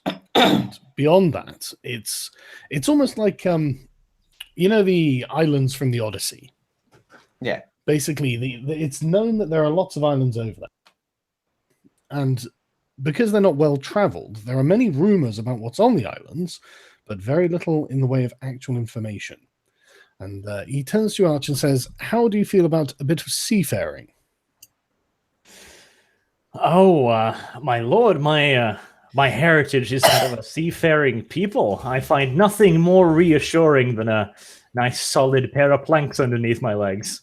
Okay, he says, "I'm very glad to hear that, because I'm looking for an experienced crew to go out and try and find my scouts who have failed to return. I expect that they'll be on the nearest islands, probably about a week's worth of sailing away. I'd like to know what happened to them, and I'd like to know what you find out there. Do you think you can do this for me?" Sargon. Mm-hmm. Have I ever set my foot upon a boat in my life? Is that a skill set? Yes, when you went over to see the monk who was on a pillar. Yeah, there was a guy rowing us. Well, on yeah, there you the go. way. There we go. That is all the qualification we fucking need. Yes, Yep, we are that's- not only very experienced, we are recently experienced as well. So we would love to do this. Arch, we can hire someone. Just saying, you're a lord. You can hire some twat that knows how to sail. Listen, with Prince Chad money, we can get ourselves a proper boat, like a proper ship. Yeah. To do this. Yes, I should probably point out that whilst my family used to be in possession of several seafaring vessels, we do not have any actual that would require financing if we were to lead this expedition. He nods and says, "Of course. I didn't expect you to have your own boat, given the current circumstances. I mean, so that would be odd, wouldn't it? But would you be able to do this for me?" Not only able, we would be happy to. Overjoyed, in fact, me and my slaves, companions. A just crusade. He says, "Excellent. We will talk about it once you show me the demon heads." Fantastic. Oh, Arch, maybe you should talk about their camp size dispute since they're both here. That was a quest you were doing. Yes, so we're actually going to do that near the demon heads. I have a sneaky plan there as well. All right. You'll notice that Baron Monva hasn't brought that up. I will also, though, before we go on to the demon heads, I'll like one last question for you, my prince. Now, you are a mighty, wise prince, of course, with a great and wide, what was Thief? No, kingdom? Fief, yeah. But yeah, he's due to it. I mean, he's got a duchy, he's due to inherit a kingdom. Yes. Yeah. So, myself am not as educated in these things, but you must know much about the sigils and the lords of your land. I happened upon a signet ring in the ruins of the demon-infested village. Now, possessing one myself, I know how important these things are, but neither myself nor my companions could figure out the design of the crest. Could you perhaps be indulgent to have a look at it? He sort of nods and shrugs and holds his giant hand out for the ring. I shall put the tiny little ring in his massive hands. Yeah, he takes it and looks at it for a moment. Then this tremendous look of sadness crosses his face, and he says, "Where did you find this? It's in the ruins. Was it on a body?" When you mention it, sir, it might have been a body. It was, well, things had been done to it that I would not care to mention in such refined company. He looks tremendously sad and says, "May I keep this?" Of course, my lord. Do you perhaps recognize the design?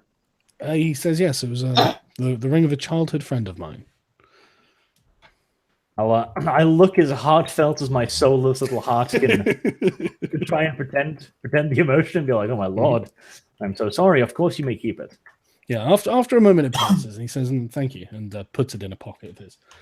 But it's definitely changed his mood for the remainder of the dinner, and by the time the desserts are served, he he doesn't seem to feel inclined to carry on drinking, and he gives you all a very polite and princely thank you for coming to his banquet and for imparting all of this information, and he suggests that tomorrow afternoon you meet at a crossroads fairly near, and he can take you hunting with his retinue, and he can meet your champions and see the demon heads.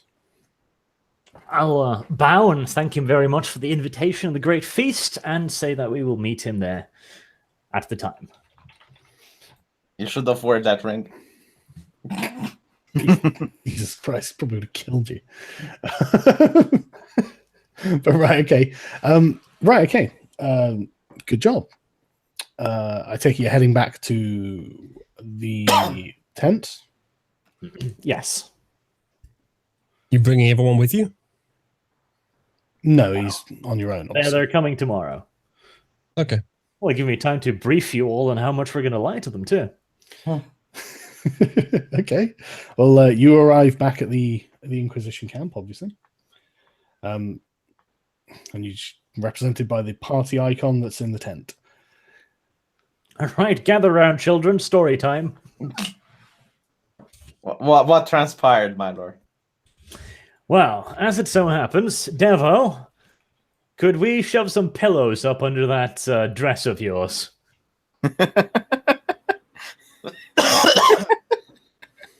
You want me to be that big, eh? Precisely. Oh, Yeah, I knew I'm you already nearly as tall as the biggest guy there. I so. could cast a spell that would increase his constitution, my lord, if it's required. I don't think that makes him fatter. Can you Well, make that's it. Uzulu glow? Yes. Right, we're going to make Uzulu glow. I'll just Listen. Let's not fake anything here. There's no need to fake anything here. You've only told the truth. Just it's tough to believe the truth. I'm just gonna eat an exceptional amount of food, so I just feel bloated. Therefore, will be fatter. Well, you can eat Archer's portion, can't you? I just say, my lord, I don't think we should use the gifts of the prophet so frivolously. There is an afterlife, after all. V, you've been using them frivolously this whole campaign. Yes, I'll give V the most fucking incredulous bitch. Are you fucking kidding me? Look. I'm going on a crusade to wash away my sins, but that doesn't mean I need to indulge. I'll take V off the shoulder, like very brotherly, and look him deep in the eyes and go like, V, my heretical friend, if you don't do as I say, you're going to go to the afterlife a lot sooner than you were planning on. In fact, I even think that the Grand Bishop might take it upon himself to personally cleanse your soul via fire. How did the Grand Bishop come into this discussion, my lord? You'll find out tomorrow. I'm sure he's a lovely man. Also look over to Zulu and his stick with a knife at the end and go like, can you twirl that thing in a vaguely impressive manner or something? I mean, I can do what I did at the war zone and potentially save you all with my amazing heroism. Yeah, That's lovely. But would can that you be good look enough for your impressive lordship? while flailing the damn thing around? Can you? Can you look as impressive as you did during the battle? Because if you did, I think you'll be leaning on us more than you would like. My lord, did you have a little bit of wine at the table and you started exaggerating the story a little bit? Of course not. Okay, so what I'm going to do... right, you each get 250 experience, and I think we should stop there, because that's a convenient place. Is there anything you guys want to do before we finish? Like small things? You know? No, we'll just the general stuff, like explaining to them what our story is, and also explaining that the next step of the plan is that once we've got the prince out in the forest and stuff and get him properly hyped up and worked up over the demon heads, perhaps play with a wine here and there, you know. Then we'll tell him the sub story about the whatever the fuck his name is. You know, the dude who's being cuckolded by his wife. And how his camp is too small, and we'll offer him a demon head in return for giving him some of the prince's camp. I don't think Baron Monver is actually being cucked. I don't know where that's come from, but I mean, he looks like the type, doesn't he? I actually want to ask Inquisitor Horse something while Arch was at the banquet. Sorry, he's not around. No, I mean, when Arch was at the banquet. Yeah, but the Inquisitors are off doing things that they need to do. Okay. But since Archer, you guys don't need to do anything now, do you? Nope. Right, okay. I think so. Okay, let me just check the super chats, see if I've missed anything, because I know how terrible I am usually at that.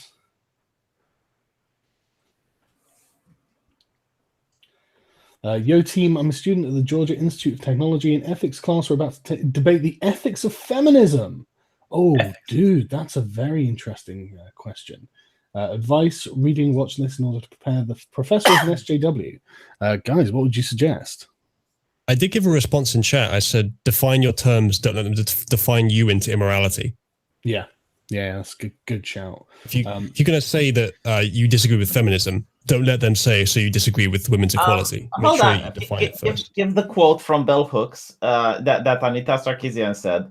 A woman shouldn't do what's good for her. She should do what's good for feminism. I was going to say what you need to do is effectively drill this down to the ethics of collectivism, where the group matters and not the individual. It's literally about the liberation of women as a class, whether the woman in question wants the quote unquote liberation or not. Definitely right to Stalinism too. Exactly. And then dichotomize it against choice feminism, which is like individual empowerment, and then hammer it down to difference between class and demographic, and point out that women are not a class; they're demographic. Yeah. And before you get there, you should also ask him to define what type of feminism he's talking about. So he can't excuse himself saying, "Oh no, I totally mean like suffragette stuff." Exactly. And even then, you can say, "Well, they were terrorists, weren't they?" So that's true. Okay, don't do that. Even though it's true, when you're talking to an audience and you have got like 1 hour or something like that, and the audience doesn't know that it's true, you're going to look like you're unhinged and you're a lunatic. So just tackle things that you already established and that people know. Keep in mind that if you challenge a professor too much, you'll probably fail the class. So, yeah, good, but keep on the collectivism, individualism axis, because really, he doesn't have an out there. I mean, he's going to basically have to say, well, yes, but it's justified that some women are basically trampled on. And you can also focus on the fact that in a society, men and women are supposed to be a whole. Like what affects men affects women's husbands, women's son. Well, not just that. It's like you could call him on the very concept of women's rights. I mean, why should women have separate rights to men? Isn't that opposed to what feminism was trying to achieve in the first place and give everyone the same rights? You could certainly explain why feminism today is not liberal. It's in fact anti-liberal. Yeah, definitely. But then the professor probably isn't liberal themselves. No, and you could also probably mention might not know the difference. True. That there genuinely isn't a lot of opposition to women's right if he brings that up. Mm-hmm. The vast majority of countries had women's rights given to their female population voluntarily. In fact, it was often done by the very men themselves who gave them those rights. Mm. And women have had the vote for over 100 years now. I mean, point out that rich people used to have the vote, and there were women that had 3 times the amounts of votes as a man did. Like you had the duchess, or some countess, or women of a lot of wealth that actually had the power to vote even before women got the right to vote. Yeah, and you can point out that this is, I mean, it's a very Western malady to be overtly concerned with this as well, because I mean it's the West that treats women the best in all of the world, and everyone knows this, and there's no question of it. And for us to still be obsessing about this when women have the same rights as men, the same freedoms as men, and more in most cases, probably not worth trying to argue the case they got more. Like getting the professor to accept that they're equal is probably enough. But if he wants to say argue for the social rights or better treatment, then you could start bringing up here's the ways in which men are actually treated worse socially. Yeah, you absolutely could. Yeah. If they bring mansplaining, or what you need to do is okay, if men can't understand, why should men be involved with feminism? Like they're men, they will never understand the issue. Therefore, it's useless to talk or engage with men. That's kind of a risky strategy because they'll just say, they should just be mindless allies, or in different words. I wouldn't go down that road. No, I would even say, they can't even be mindless allies if they don't understand what the conversation is about. You just said that they're men, and thus mansplaining is a thing because their male brain can't comprehend the things you're talking about. Well, I mean, if it goes down that road, you're establishing that basically men aren't allowed to talk on the basis that they're men, and that's turning them into second-class citizens from the way they were born. It's basically a caste hierarchy. Yeah, and you'd also ask, why would men be interested in feminism then, if that's the case? If you're saying that they can't have an input. Yeah, but they don't give a shit about men. That's the thing. That's why you should probably avoid talking about men in general. Yeah, that's probably true. But just establish the unequal, illiberal nature of it. And then, I mean, you can always do the Thomas Sowell thing of compared to what? Where exactly do you think that women don't have it as good as they do here? Yeah. I mean, women are obviously free here and things like that. So good luck with that, man. It's an interesting thing. One more thing. Punchy because you're going to be in front of the audience, which is the class. This is statistically a fact. Out of all the European Union, it's in Romania that men and women have the gender pay gap the smallest. Yeah. So if gender pay gap comes across, you point out that if you want gender pay gap to disappear, impoverish the nation. Nations like Sweden. No, I'm not kidding. No, like that's true. I know. They'll Yeah. probably go like, really? Yeah, you go like Sweden, Norway, you know, they do all of these things for women, and the gender pay gap is enormous. And you look at Romania, they have no program to make it equal for women, and yet the gender pay gap is almost non-existent. Right, You let's, could, let's move on to the next one. Impoverish the nation. There's- Negroid Gypsy Thoughts, true. Take my shekels, Sargoy of Judea, thank you. Happy birthday, V. Is it your birthday, V? Nope. Oh, well, happy birthday. How do you feel to know that Boogie died today? Press F. Arch's incel confirmed. Oh, dear, Arch. Involuntary. How do you know I'm not a voluntary celibate? Ooh, good question. Good comeback. The prince only invited Arch. You already owned him. Beautiful bearing is gone. Panic. Yeah, I'll message him after the stream. I'm not reading that out, Thomas. I'm not encouraging mass flagging or anything like that, I'm afraid, dude. The Expanse has been picked up by Amazon. I'm not sure what The Expanse is. It's a show that I think V introduced me It's to, actually. the I quite most liked it. amazing. It's Game of Thrones in space, basically. You have okay. A severely subpar sci-fi show. Look, Right, okay. everyone in the chat, if you think The Expanse is amazing, press 1, because Arch is the most worthless faggot when it comes to describing some shit.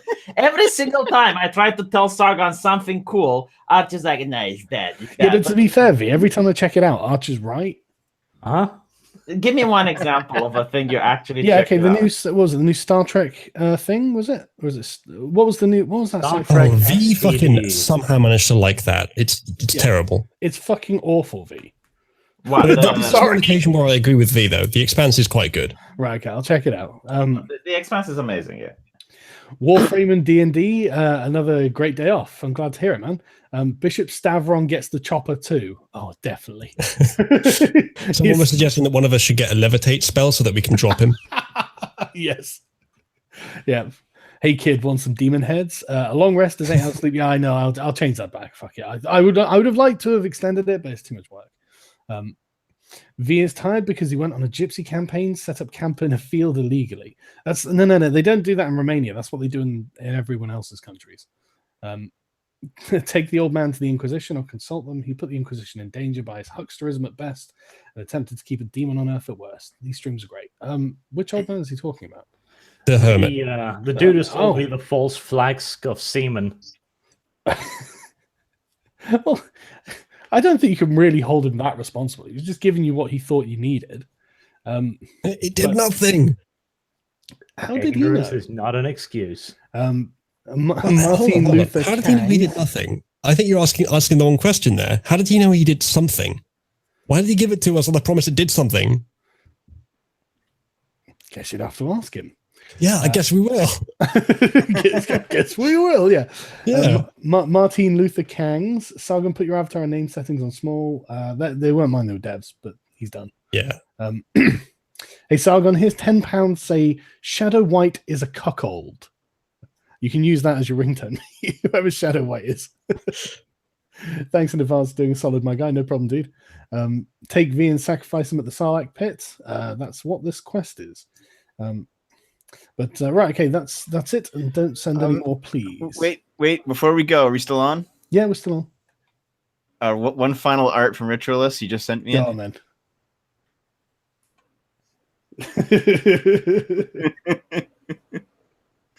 that's I don't think I literally fit- true. I don't think I fit in that picture though, because I'm the only good character of the bunch. Yeah, isn't that terrible? Seriously though, like the last like serious D&D campaign I ran, everyone was good friends, and so there was no party infighting or like lack of cohesion. There was no thought that anyone was going to betray someone else or anything like that. So it's interesting how you guys are held together by mutually assured destruction. But right, okay, I hope you've all had fun. I've definitely enjoyed this one, and I'll speak to you all. Right, okay, right.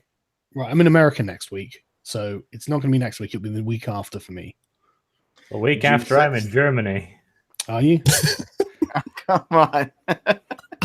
So two weeks then. Can we set it up for a day other than Wednesday, maybe? No, Dweeb. No, Devo, because Dweeb? your suffering fuels me. You just call me fucking dweeb? I was about to say V, and then I called myself. But sorry, when are you next available, Arch? 2019. The 6th Let's is see. The 13th. 13th should be fine. 13th. Right, okay. So Okay, 3 weeks. so what? We're not playing for 3 weeks? Jesus. I'm sorry. Well, I'm just saying I think the 13th is going to be fine. It's probably not. It's the 13th. Something's going to happen. Well, it's Wednesday the 13th, so it's not quite the same. But yeah, okay, right. So the 13th, as long as we can all make that. Can we play something else like Civ or some shit? Maybe, but it's a Actually, different- we've been talking about that. Be trying to get a Civ 6 game going. I'd be up for that. Yeah, Sagan I'd always probably be up for that too, to loses be honest. So Sagan always loses at Civ, just so you know. I will kick your ass at Civ, bitch. Well, I haven't tried Civ 6 yet. I just got it, so I want to give it a go. Yeah, it's So I can pretty do you good. remember my glorious navy that I sailed up your canal? Oh, fuck you. Remember that time you were taking that city from that guy that dropped out the game, and I just snuck in and took it from under your nose? Right, that's it. I'm ending the stream. See you later. Bye.